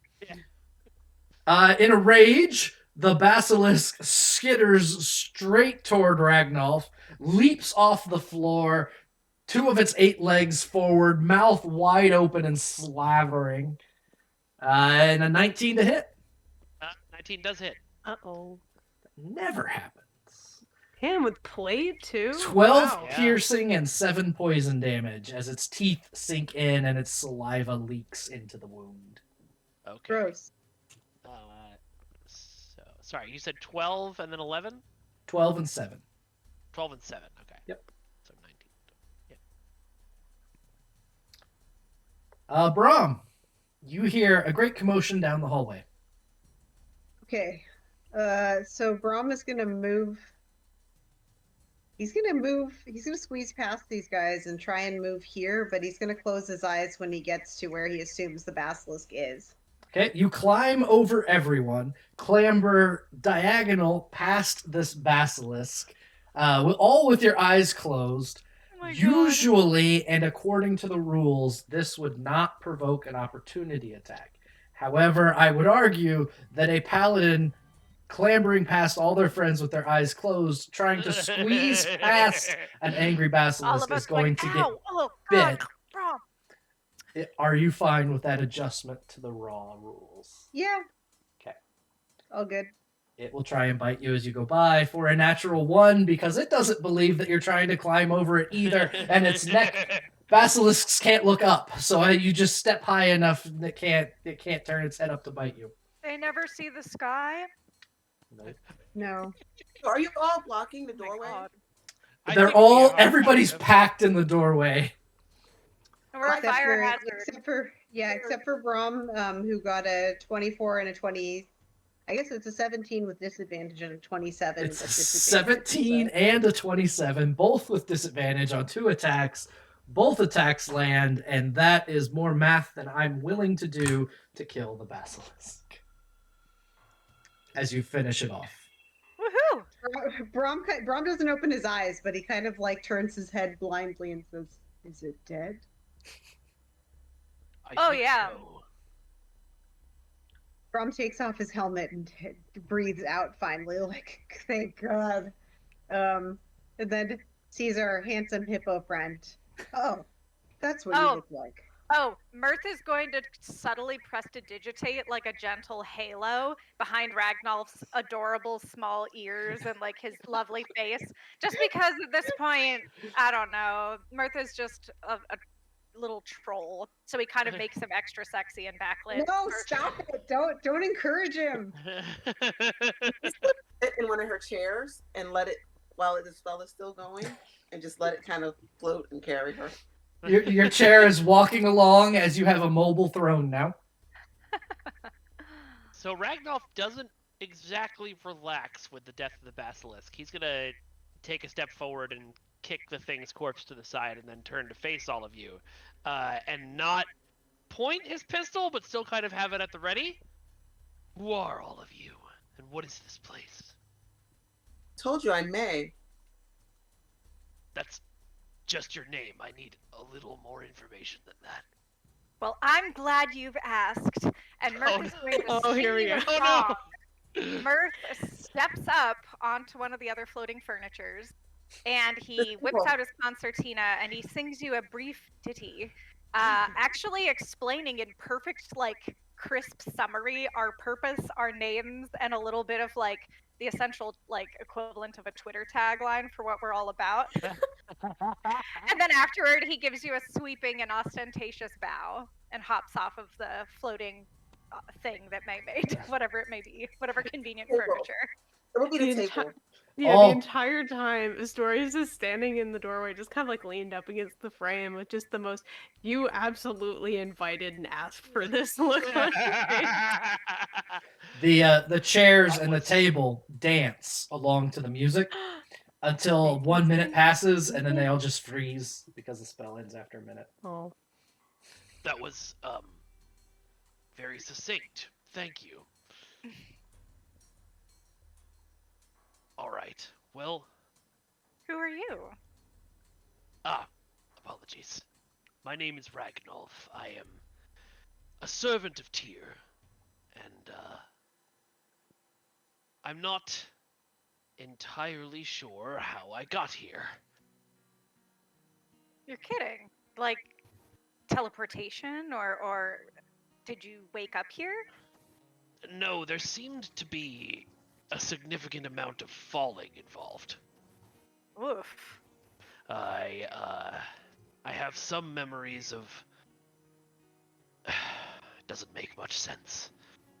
Small and annoyingly cute creatures with tentacles for mouths, and a ship that's maybe a ship, maybe a mollusk, Well, something large and sea creature like. No, it had a shell.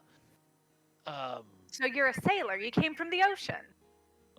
No, I was in a cage, and then I fell here. who put you In in a cage? I don't fully understand it myself. Well, that's horrible.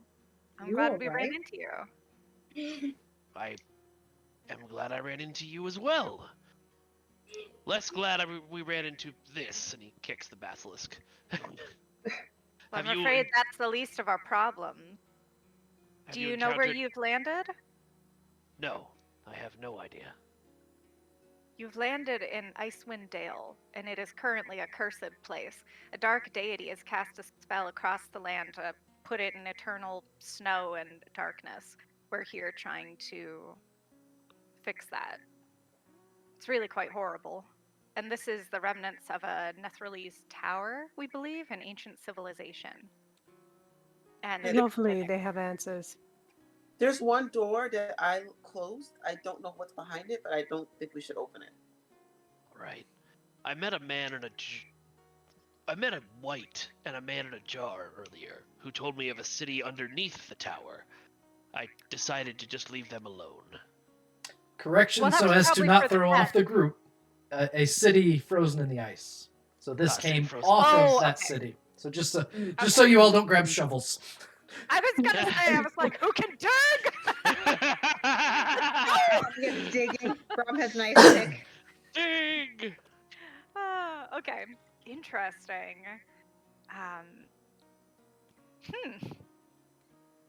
Brom's gonna put out his hand to shake the handsome hippo's hand.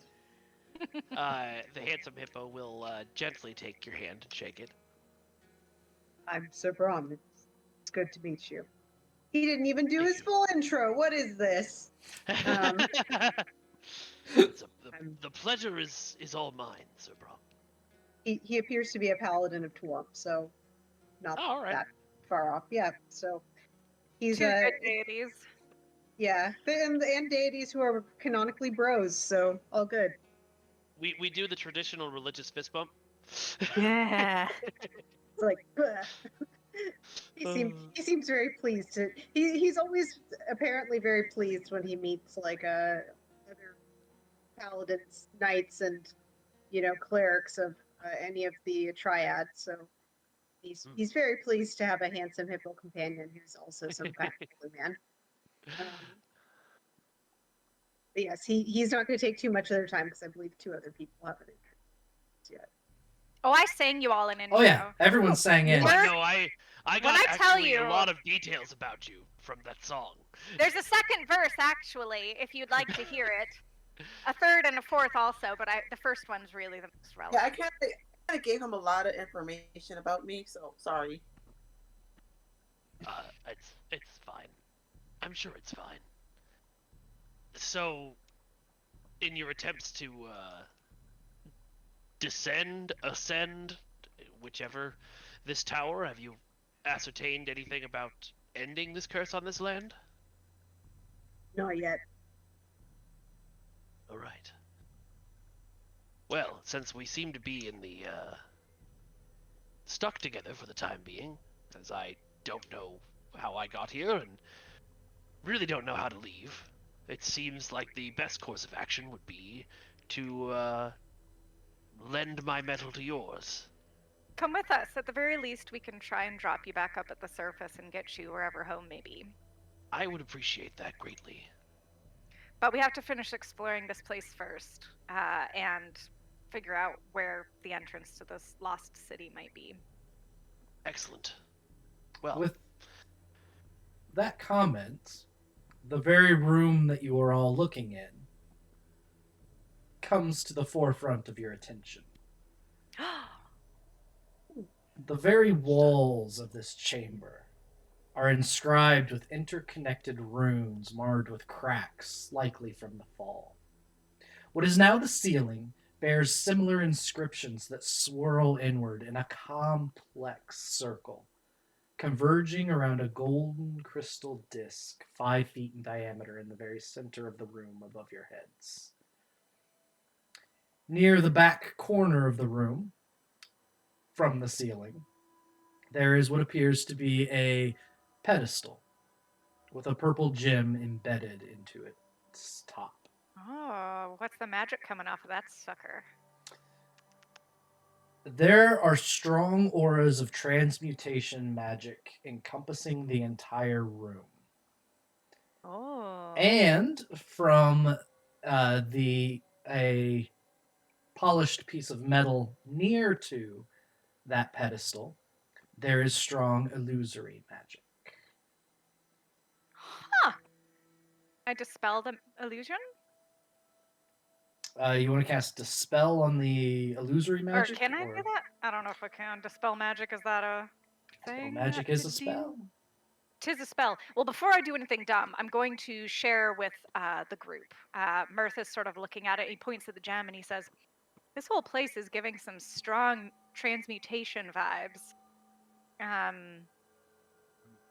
which is a weaving of reality. This is changing the nature of things. That's transmutation.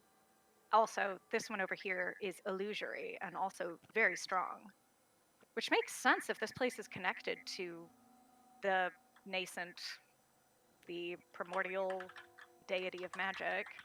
I just wonder who put it here. Can anybody read these runes?" What language are the runes in? Loros. Okay, no, I definitely don't have that. What?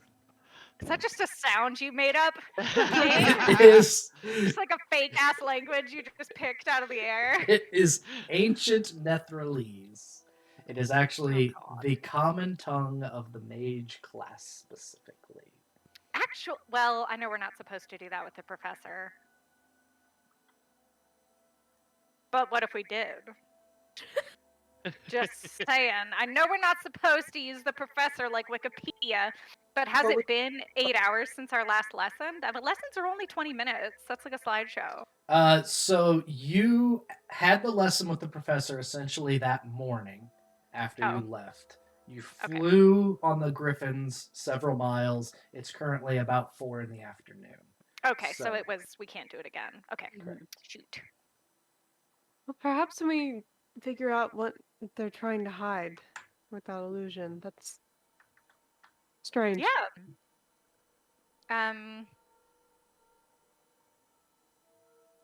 Do you guys want Mirth to have a go at dispelling it? The illusion, yeah. Sure. Yeah. Okay. Sure. All right. Let me see. And then 15 more basilisks jump out. I just start crying. Oh goodness. Okay.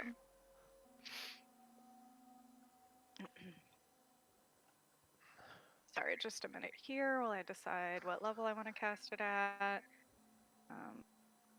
It feels. You said it was strong illusory magic? Strong illusory magic on the polished metal mirror, for lack of a better descriptor. Okay. And then the rest of the room is just transmutation across the board. Okay. Before I do that, I'm going to go up and look in the mirror. Do I see myself? Okay, so there is one thing that needs a little bit of kind of clarification. Remember, the tower's upside down. Yeah. So the mirror is at eye level from the floor. Okay. So it's like hanging, kind of. It's like hanging on the wall. So yes, Okay. if you walk up to it at the 3 feet, yeah, it would be just it would seem oddly low, but yes. Mm-hmm. Oh, okay. So Mirth will Slav squat right in front of it and see, can he see his handsome draconic face? When you look through the mirror, rather than your draconic face looking back at you, there is a shimmer in the mirror. And the upside down image of a old, very wizardly looking masculine figure, a long beard on their chin, looking suspiciously like the statue at the front door of this tower, appears in the mirror. And with this greatly exaggerated hand movements and this huge grin on his face, he starts going, Cazzo mestora Cassine, tala voidana tada illusitatota, verhusatuli versota substantia lua illusio. Ana sensensio cristallia viena, palala giacazzo, cum caca ricamule tiki tianza. And then the image fades. Did anyone understand that? Not a word. Grom shakes his head. Who? He looks like the statue from out front. So, do you think he trapped himself in the mirror somehow? Maybe. He didn't seem unhappy. He seemed like he was, well, I don't know.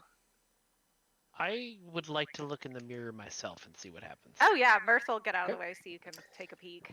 So you walk over, you squat down, and you take a look in the mirror, and there is this moment before the surface of the mirror shimmers, and image of a very mask-looking figure appears, looking very much so like the statue that you took a close look at before you entered this tower, and with greatly exaggerated motions starts to go, Cazzo mesticaracini, tala voiden tada illusota tota. Versito tuli substantia, lua illusia, ana sensatio, crystalline vina pala giacazzo, cunca remacalamoni teki tionza.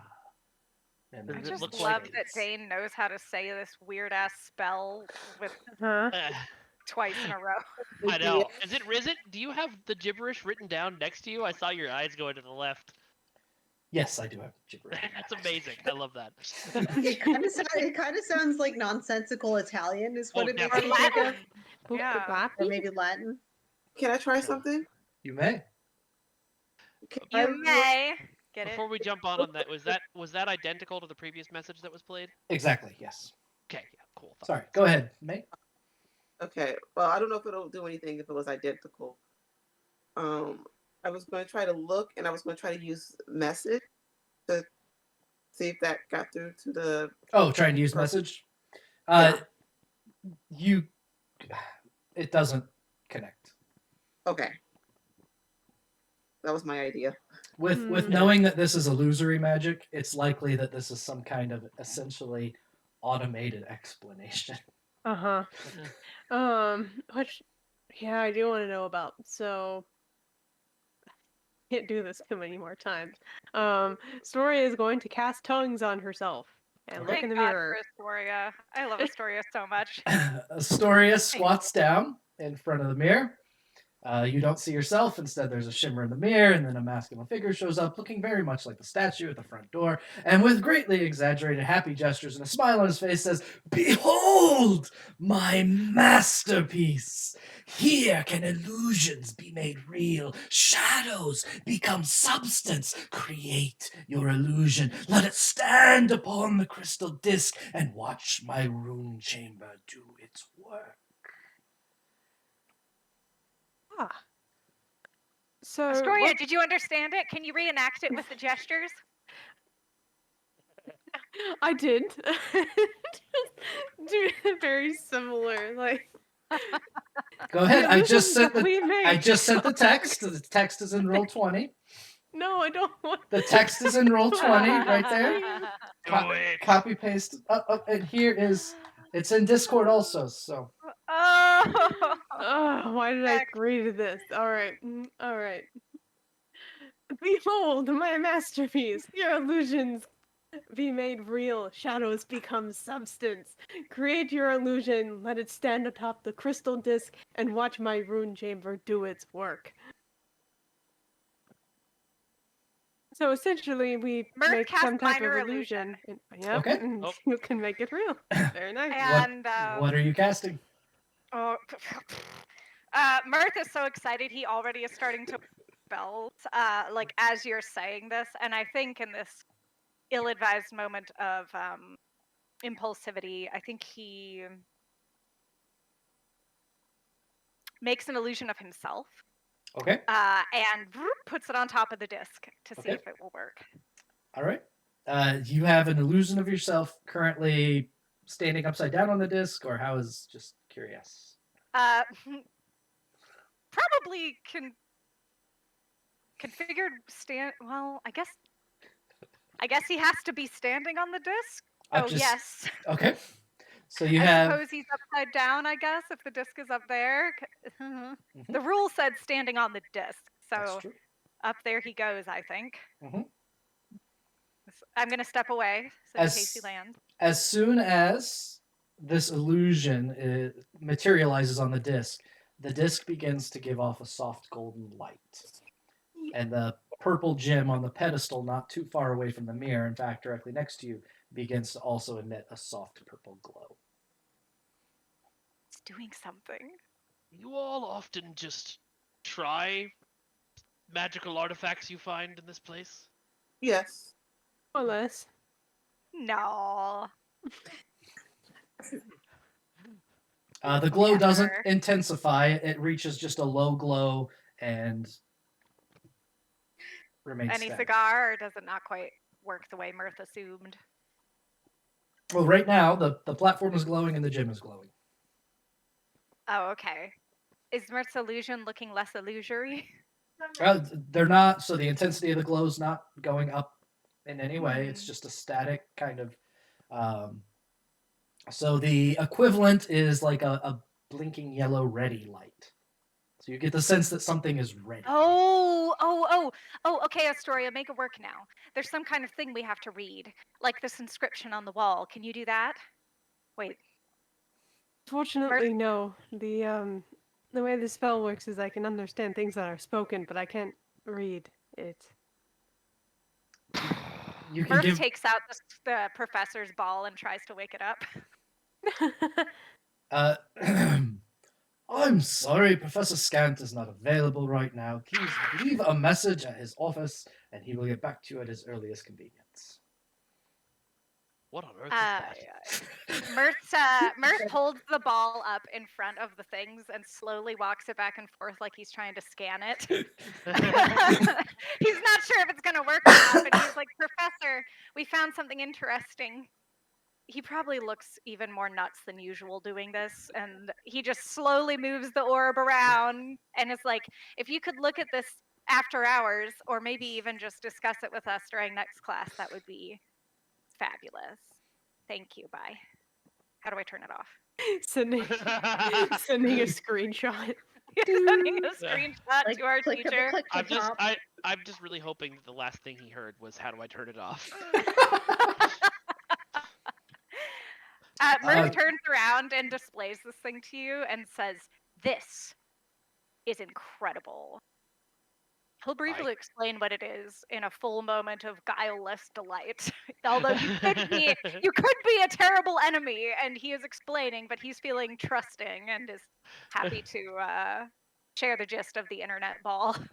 This is it is a Professor Orb, which is a magical item that has specialized knowledge in a single topic. In this case, it is ancient Netheril. Once per day, the ball will hold class and teach on a topic of the selection of those who attend the class. So that's the way it works. So. Fascinating. Isn't it? Go ahead and give me an Arcana check. Oh, sorry. Go ahead and do that, and then we'll do an No, go ahead. check after. I was like, Mirth, I'll give Mirth the Arcana check, please. All right. So this is all associated with looking around at. So you know that there's transmutation magic. You know there's strong transmutation magic. 19. 19. You suspect that purple gem is an activator of some kind. Oh. Mirth goes over and touches the gem. Okay. Yay! Give it a little touch-a-roo. See what happens there. What does this do? So it is a He licks it. Just kidding. 4-foot tall pillar with a gem on it, suspended from the ceiling. So you push the button. Gem. I heard a 4-foot tall pillar with a gym on it, and I was really confused for like. Who's Jim? Jim who? Is there like a weight rack or like what do we got here? As you touch the button, there is an arcane spark, and some of your magical energy is drawn. How long will you hold your hand there as you feel this magical energy get drawn from you? Mirth likes playing with fire, and I think he just braces himself and holds on for a bit to see, and he's looking up at his illusion and trying to see if it will farm. Okay, he's going to go until he feels like it's too much. What is your highest level spell slot? What am I at now? Unused. It's 5. 5? Okay. If you hold on to the gem and allow it, it will drain essentially one level of spell slot up to the highest you allow it. So you can give up a 5th level spell slot if you would like. Or you can stop before it gets there. Totally.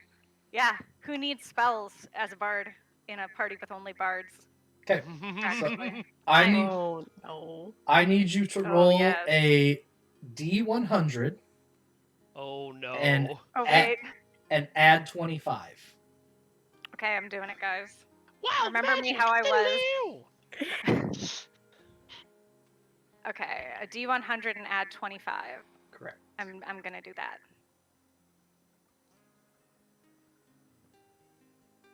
Just a minute. My computer is warning me by literally buffering. Like, are you sure? All right.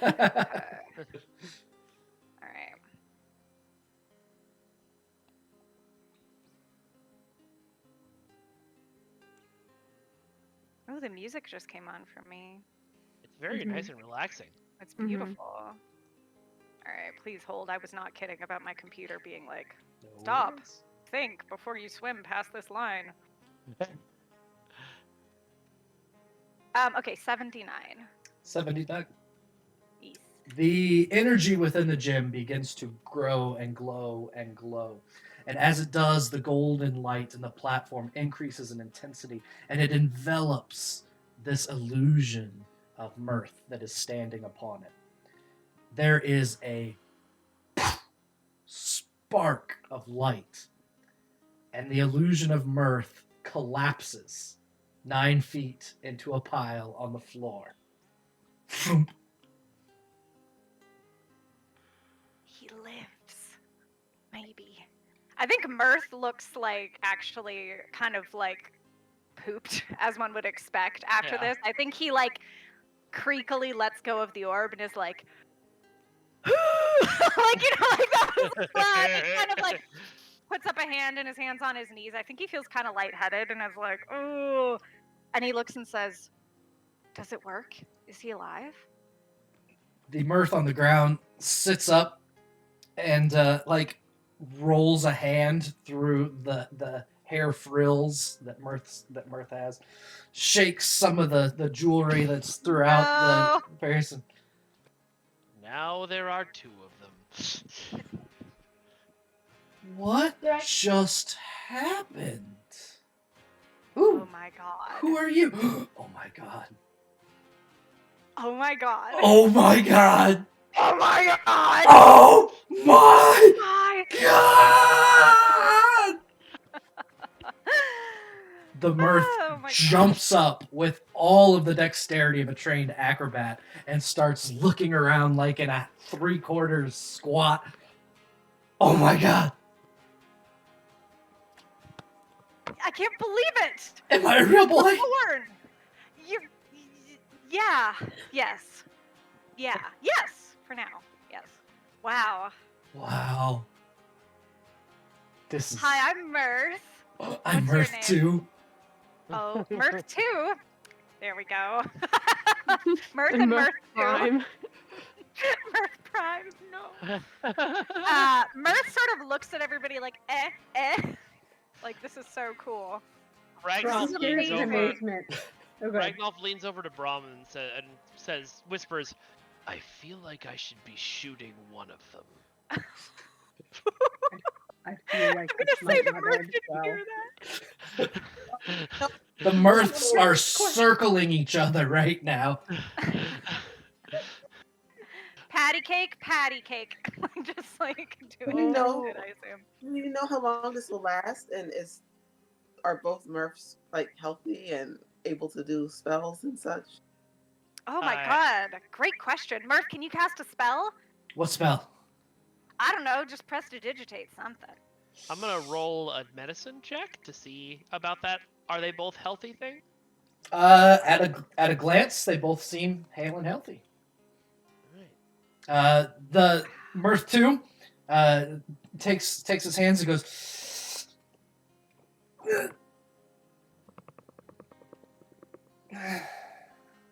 Ah. No. Well, that's okay. Magic is overrated. Mirth lies. Completely lies, given that Mirth 2 was born of incredible fucking ancient magic. Like, have- in an ancient magic circle, the value of which this room is unfathomable. Like, what we have stumbled upon here is nuts. I just need all of you to understand. Mirth is actually, like, probably in a more D&D medievally appropriate tone, articulating how bananas this is. Like, how if even Mirth, as like not particularly savvy with, I mean, somewhat so with magic, like if even Mirth was able to use this tool, this was a really well made, like, spectacular thing. Because it wasn't Mirth's finesse that did this. This was this thing. This is the sort of thing that could be extremely dangerous in the wrong hands. Well, Am I it doesn't right? appear to. I don't think it can do this from. It's an illusion, so I don't think it's going to replicate magical. I mean, we could try. Mirth high fives himself. Touch him. He's so smooth. Very Yeah, he's smooth. awesome. The smoothest. So cute too. So are you thinking the same thoughts or different thoughts right now? Okay, what color am I thinking of? Chartreuse. Oh my god! Hey, no, that's not going to work. May, I don't know, draws a number on her hand and points it at the Murph 2. What number is that? And it's like, I'm just going to say it's. I know what a number is. Okay, well, Murph 1, what number is Murph 2 looking at? You feel no special connection to Mirth 2. Okay. Oh, I can't tell. Other than the instinctual connection and the reason, and it would be believable that the outrageous color Mirth would settle on would be the one Mirth 2 would go to as well. Mm-hmm. So you're not sharing a mind, which is good. Mm-mm. But And he can't do magic. He feels like flesh and blood and everything too. I wonder how long. I Well, wonder if if he was made fully real, he may be permanent. What do you Well, we'll cross that bridge when we come to it. I'm going to should we try to do a magic item to see if we can replicate a magic item? Magic items wouldn't be replicated if it doesn't replicate the magic. Yeah, that's what I I thought. agree with that theory. But yeah, any actual item it might be able to do. Like- Also, I imagine if you could create like an illusion of a dragon, it would probably create a real dragon.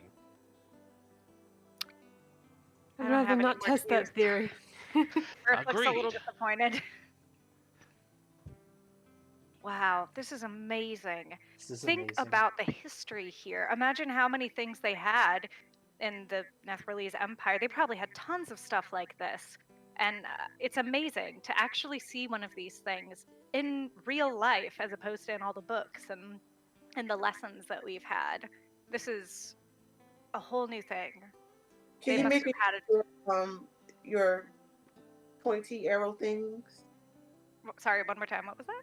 What are the things that he has that our hippo friend has? The pointy. May's not familiar with what a firearm is. Oh, Ah.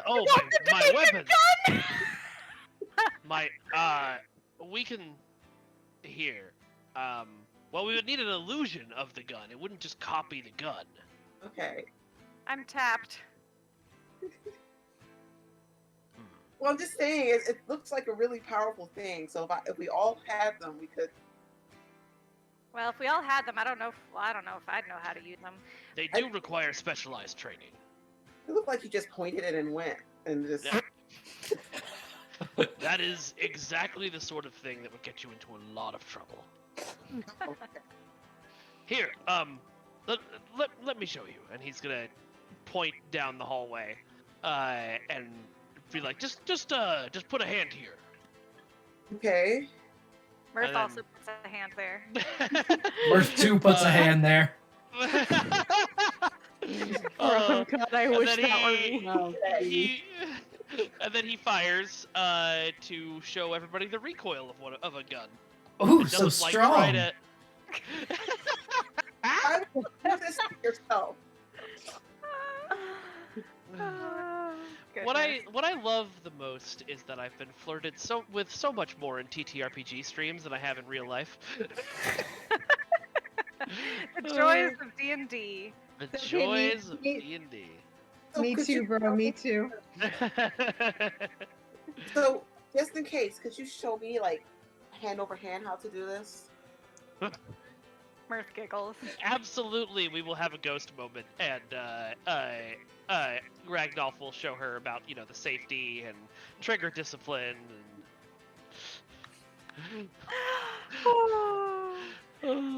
As this is happening, I just want to gently let it be known in the background that Mirth is going to sit down and sketch out the room, and if it's okay with people, would actually take the time to try and copy the runes in our in his journal, so that way we'll have it with us in case it's interesting to do later, as well as probably scrap together like a hand-drawn map of the tower, sort of just like a circle with like basic lines, kind of like, okay, down in this direction is where this amazing magical artifact is actually. Like, this is so amazing. Like, It's much smarter than getting a one-on-one firearm lesson with the.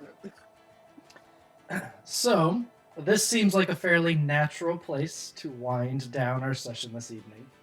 The question that I would ask is, how much time do you want to spend in this chamber sketching and getting details and all of that sort of thing?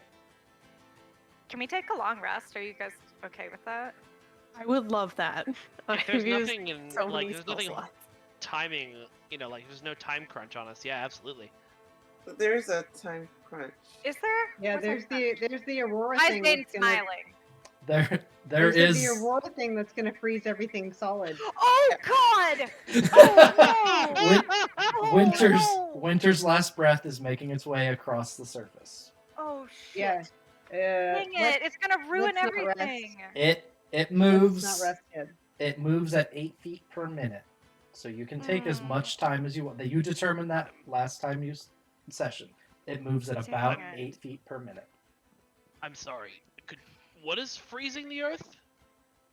It's called Winter's Last Breath. It's a bubble of ice that's being sent out from the center of the Frost Queen's lair, slowly consuming the land and creeping ever closer to us like a drop of water on paper.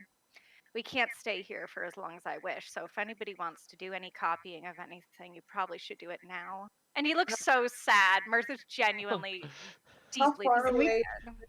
How Can we far copy the Codicil of White, or try to? You have the Codicil of White with you. You stole it.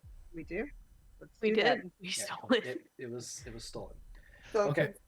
So what I can show. So this is everyone is back on the Icewind Dale map, I believe. Mhm. Mhm. And I have moved us to this black diamond, which I think you can see. Yeah, it's on the correct Yep. layer. Oh, there we Mhm. are. Nice. Okay. So that is where the Frostmaiden's Island is. Mhm. The let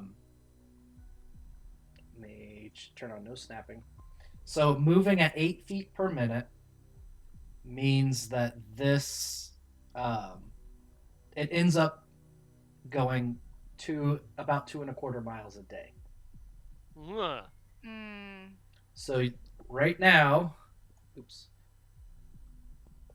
from the draw a time circle. that you left, I can't get the circle the right size. I've tried to a couple times.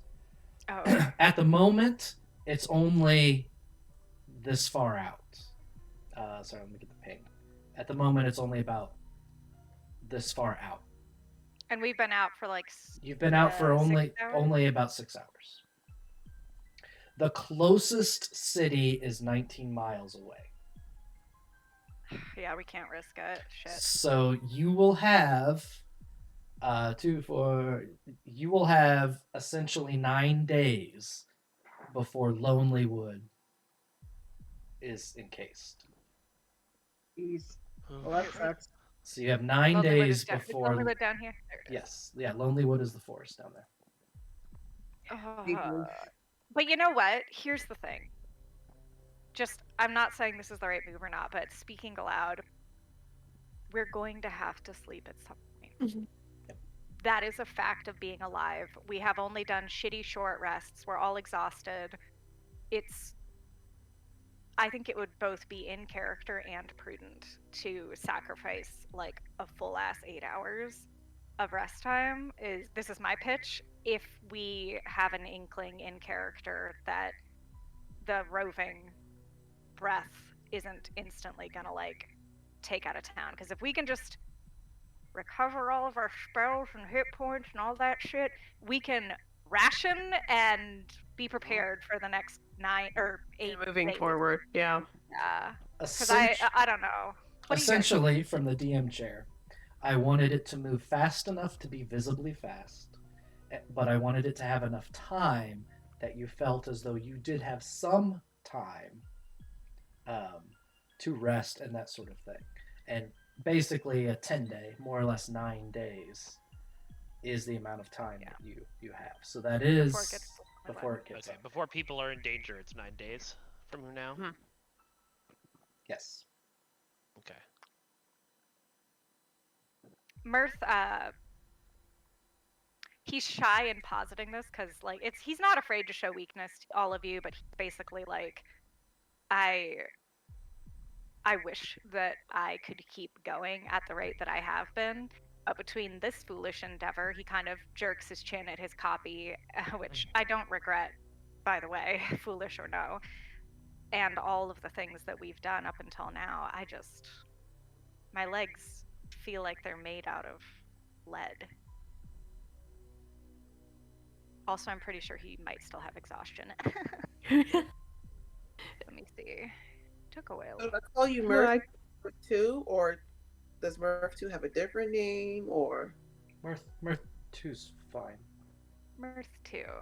Spelled Mirthtoo. Oh. I agree. I mean, we'll be no use to the people we're trying to save if we can't keep going ourselves. We might as well stay here next to this absolutely incredible, once in a million lifetimes amazing thing. These perfectly round stones. That's a good question. Oh, there. Oh god. Yeah, they're in this room. There's a trio of basilisk eggs. Yeah. Can we train one? No. If you say that out loud, Mirth just sounds so exhausted in that moment. No, this isn't a. They're. Can we keep But it? what if we raised it from when it was a baby to love us? And We not already eat talked about people? this and the white dragon. I'm done. My goodness. Okay, I'll make some dinner for us then. Yay. Yay! Brom is just gonna move into another room, like the stairwell room. Okay, But that's fine. does everybody consent to that? Are we willing to sacrifice rest? Or do we want Yep. to talk? Okay. Yeah. We can rest. Okay. All right, let's do it. Let's do it. I'm about to be out of spells soon, like completely. Yeah. It's going to be a Earth has no problem. magic left ever. Goodbye. Yep. Brom used up most of his little Percy guys, so. Okay. All right. DM, So we're gonna that do will it. that will be it. So Sorry. the group settles in, finds the most comfortable spot that they can. May makes a basilisk egg omelet, and the Shrek moment. Brainy. and there is a Whole new meaning somewhat to stone soup. Oh. Exactly. There is the most Oh, I just heard this song. I'm not a music person. Let me find it.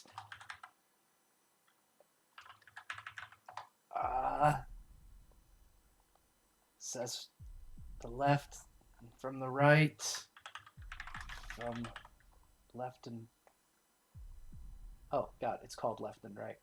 Okay, there is the most disconcerting duo of the song Left and Right in live stereo that Mirth and Mirth 2 put on at some point that evening.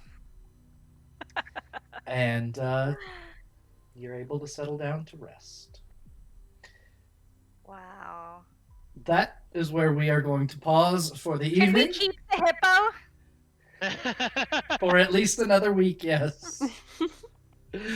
So, Yay. thank Hippo, you hippo. for joining us. Thank you all. Before we Y'all are sign off, we're a little bit later than usual. We'll take just a couple minutes if there's any comments, questions, concerns, conundrums, or qualms that we want to raise. And for our guest, this is a time that I have at the end of every session, time permitting is how much time we spend, where we just talk about things that went well, things that went poorly, things that were cool, things that we kind of wish went a little bit differently. This is a time where we are playing a game together. We want to make sure people are having fun, had some enough time doing the things that they want to do, and we just have a little bit of an open conversation about that before we sign off.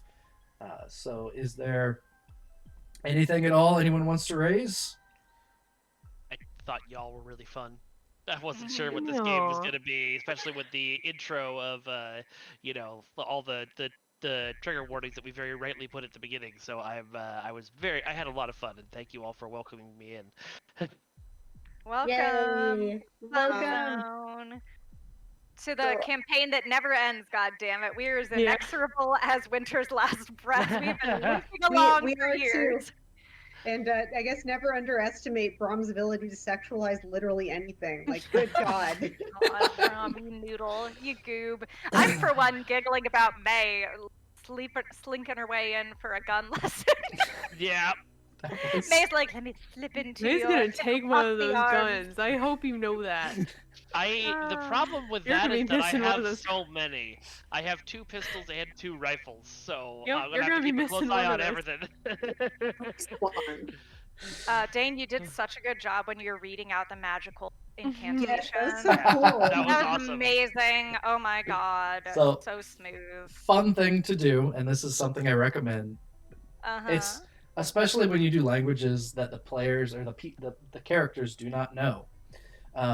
Go to Google Translate and put in whatever it is that you're supposed to say in English, and then just pick a different language that sounds interesting. If you're doing Elvish, maybe it depends on how you internalize the elves of your region. There are DMs that like to give elves kind of a French feel to them, and so just put French in, and all of a sudden you have a completely different sound. So this made-up language is a language. It's just pronounced terribly and kind of used in different ways. So that's awesome. For this, I really like that. For this particular language, it's Loros. I chose Finnish because that seemed appropriate. Cool. Now, did I speak Finnish? Absolutely not. Were those Finnish Finnish words butchered by a phonetic reading of the English letters of those words? Absolutely. So that sort of stuff is fun. In my mind, Dwarvish sounds German. Rather than Scottish dwarves, I always see dwarves as having a German sound. Oh, I love that. Primarily because it's something that German as a language is not. I don't want to say gets made fun of because you can't really make fun of the language in this way. But I remember the word ambulance in German is Krankenwagen. Yeah. And so like every single language of the Roman languages, it's like ambulance or ambulance or ambulance. It's these, and then there's German, it's Krankenwagen, and it just sounds so. And so of all the fantasy species, when it comes to dwarves, I imagine that they just always sound just a little upset and angry, and that's just why that sticks in my mind. So. That's amazing. I love it. Incredible. So that sort of stuff is fun. Thank you so much. I love seeing what parties do when they are giving something absurdly powerful. And I think there is nothing more amusing than Mirth making a Mirth with a super powerful artifact. Thank you for letting me try that. I actually have not gotten to interact as a player with a really cool, special, big-ass magical item like that before, where it just is like, I don't often play like spellcasters, and Mirth is kind of one, right? But like, I'm so pleased that it was able to work even at the big cost. It was just so cool. Well, it's really amazing. Awesome. I never get to be the one to do that because I'm never the spellcaster, so I'm just so tickled. Thank you all for being patient and letting me take up so much screen time tonight. But it was really cool. Basilisks are fun. I'm glad that I almost petrified May, but didn't fully stone anybody. May and the dancing furniture, yes. Dancing furniture. Okay, I've never cast animate objects in 5th edition. I haven't cast it since like 3.5. That spell is so fun. I am definitely going to be putting it on my caster lists for casters that I play. If we had to kill the basilisk and everybody wasn't blocking the door, I was going to have May do the whole Regina George thing of like having her arms folded. For attacked. Perfect. Love it. Mean Girl references. I thought that would have been funny. So fun. Well, I think that is it for us. We are going to go around the table, remind us who you are and where you can find us next. I also want to... I've lost my notes of what I needed to do at the end because I am on stuff again, which is amazing. So do want to remind you, head on over to Girls Run These Worlds Sunday night, 7 o'clock. Fantastic group of role players. So do head over there for Contour and Charisma that evening.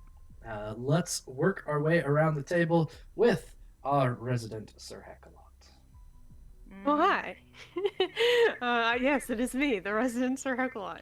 You know, tonight I played Astoria, the ASMR lore bard. You can find me on all of the social medias at Sir Heckalot, including Twitch, Itch, Instagram, Twitter. Like, I'm all over the place. Just find me. Honestly, it's the best place to figure out where I will be in the TTRPG space next.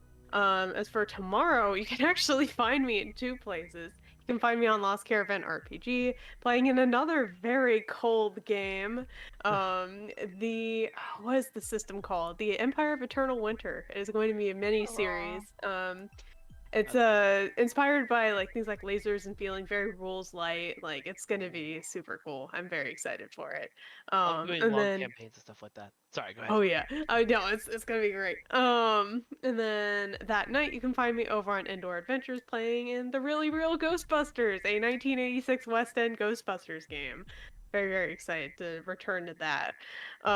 Next week, starting Monday, you need to come back here on Monday because it is the return of Oathsworn, Odyssey of the Dragon Lord.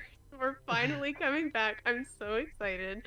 If you haven't seen the beginning, like the season 1 of this is a Greek mythology inspired 5e game, and I am so excited to be back. It's gonna be amazing.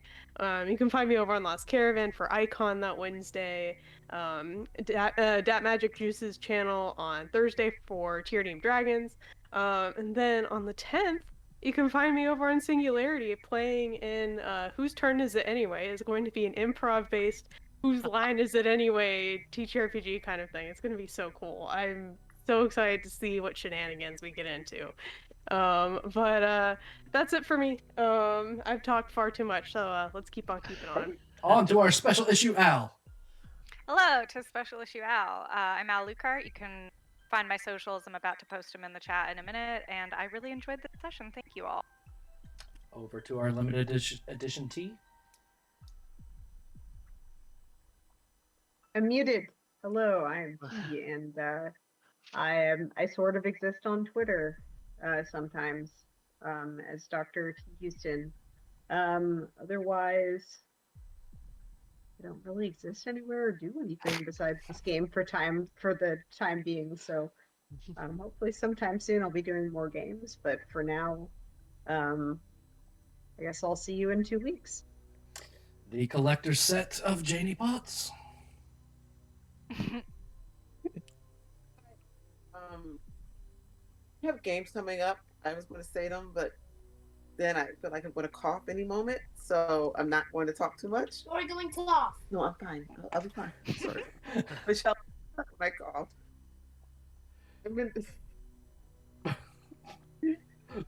Find Janie everywhere. And our custom ordered Mike. Hi. Sorry. I wasn't sure if you were talking about me or not. How's it going? My name is Mike Fadum. You can find me on Twitter at Vengeance God. You can find me on Instagram at Broken Infinity Films, and you can find me on TikTok at Vengeance God 2. I am one of the hosts of the Ace of Geeks podcast network, which we have 3 whole podcasts. The first is the Ace of Geeks podcast, which I'm recording right after this, where we get together once every 2 weeks and talk about all the fun and nerdy stuff we've done that week. We also have Edge of Reality, which is a TTRPG show, just like this one. We have our first season of Kids on Brooms out right now, and you can listen to awkward teenagers flirt in a magic school that isn't transphobic. Then we will be putting out a Candlekeep run fairly soon too. Again with idiot teenagers seems to be a theme with us. And then finally we have Yavin Radio, which is a improvised Star Wars podcast in the style of talk radio about 2 idiot losers of the Rebel Alliance who got left behind on the Yavin 4 base, and them interviewing whatever other dregs of the Rebel Alliance they can find there. Please, if you have a moment, go to leagueofswords.com and check out the first show of the League of Swords, which is my personal baby. It is a combination of the best parts of professional wrestling and 90s Mortal Kombat style fighting games with choreographed sword fights. I think you will really enjoy it. So check that out, and thank you very much. I am the standard issue last hit point hero. Thank you for joining us this evening. There are many wonderful places to find us, games being played, and fun being had, and make sure that you are there as well. Until we meet again 2 weeks from now to see what else they might awaken with a powerful artifact once spells are back. We'll just have to see. Until then, there is one rule and one rule only. Be good. Bye, everybody. Oh, wait, I have to hit the button.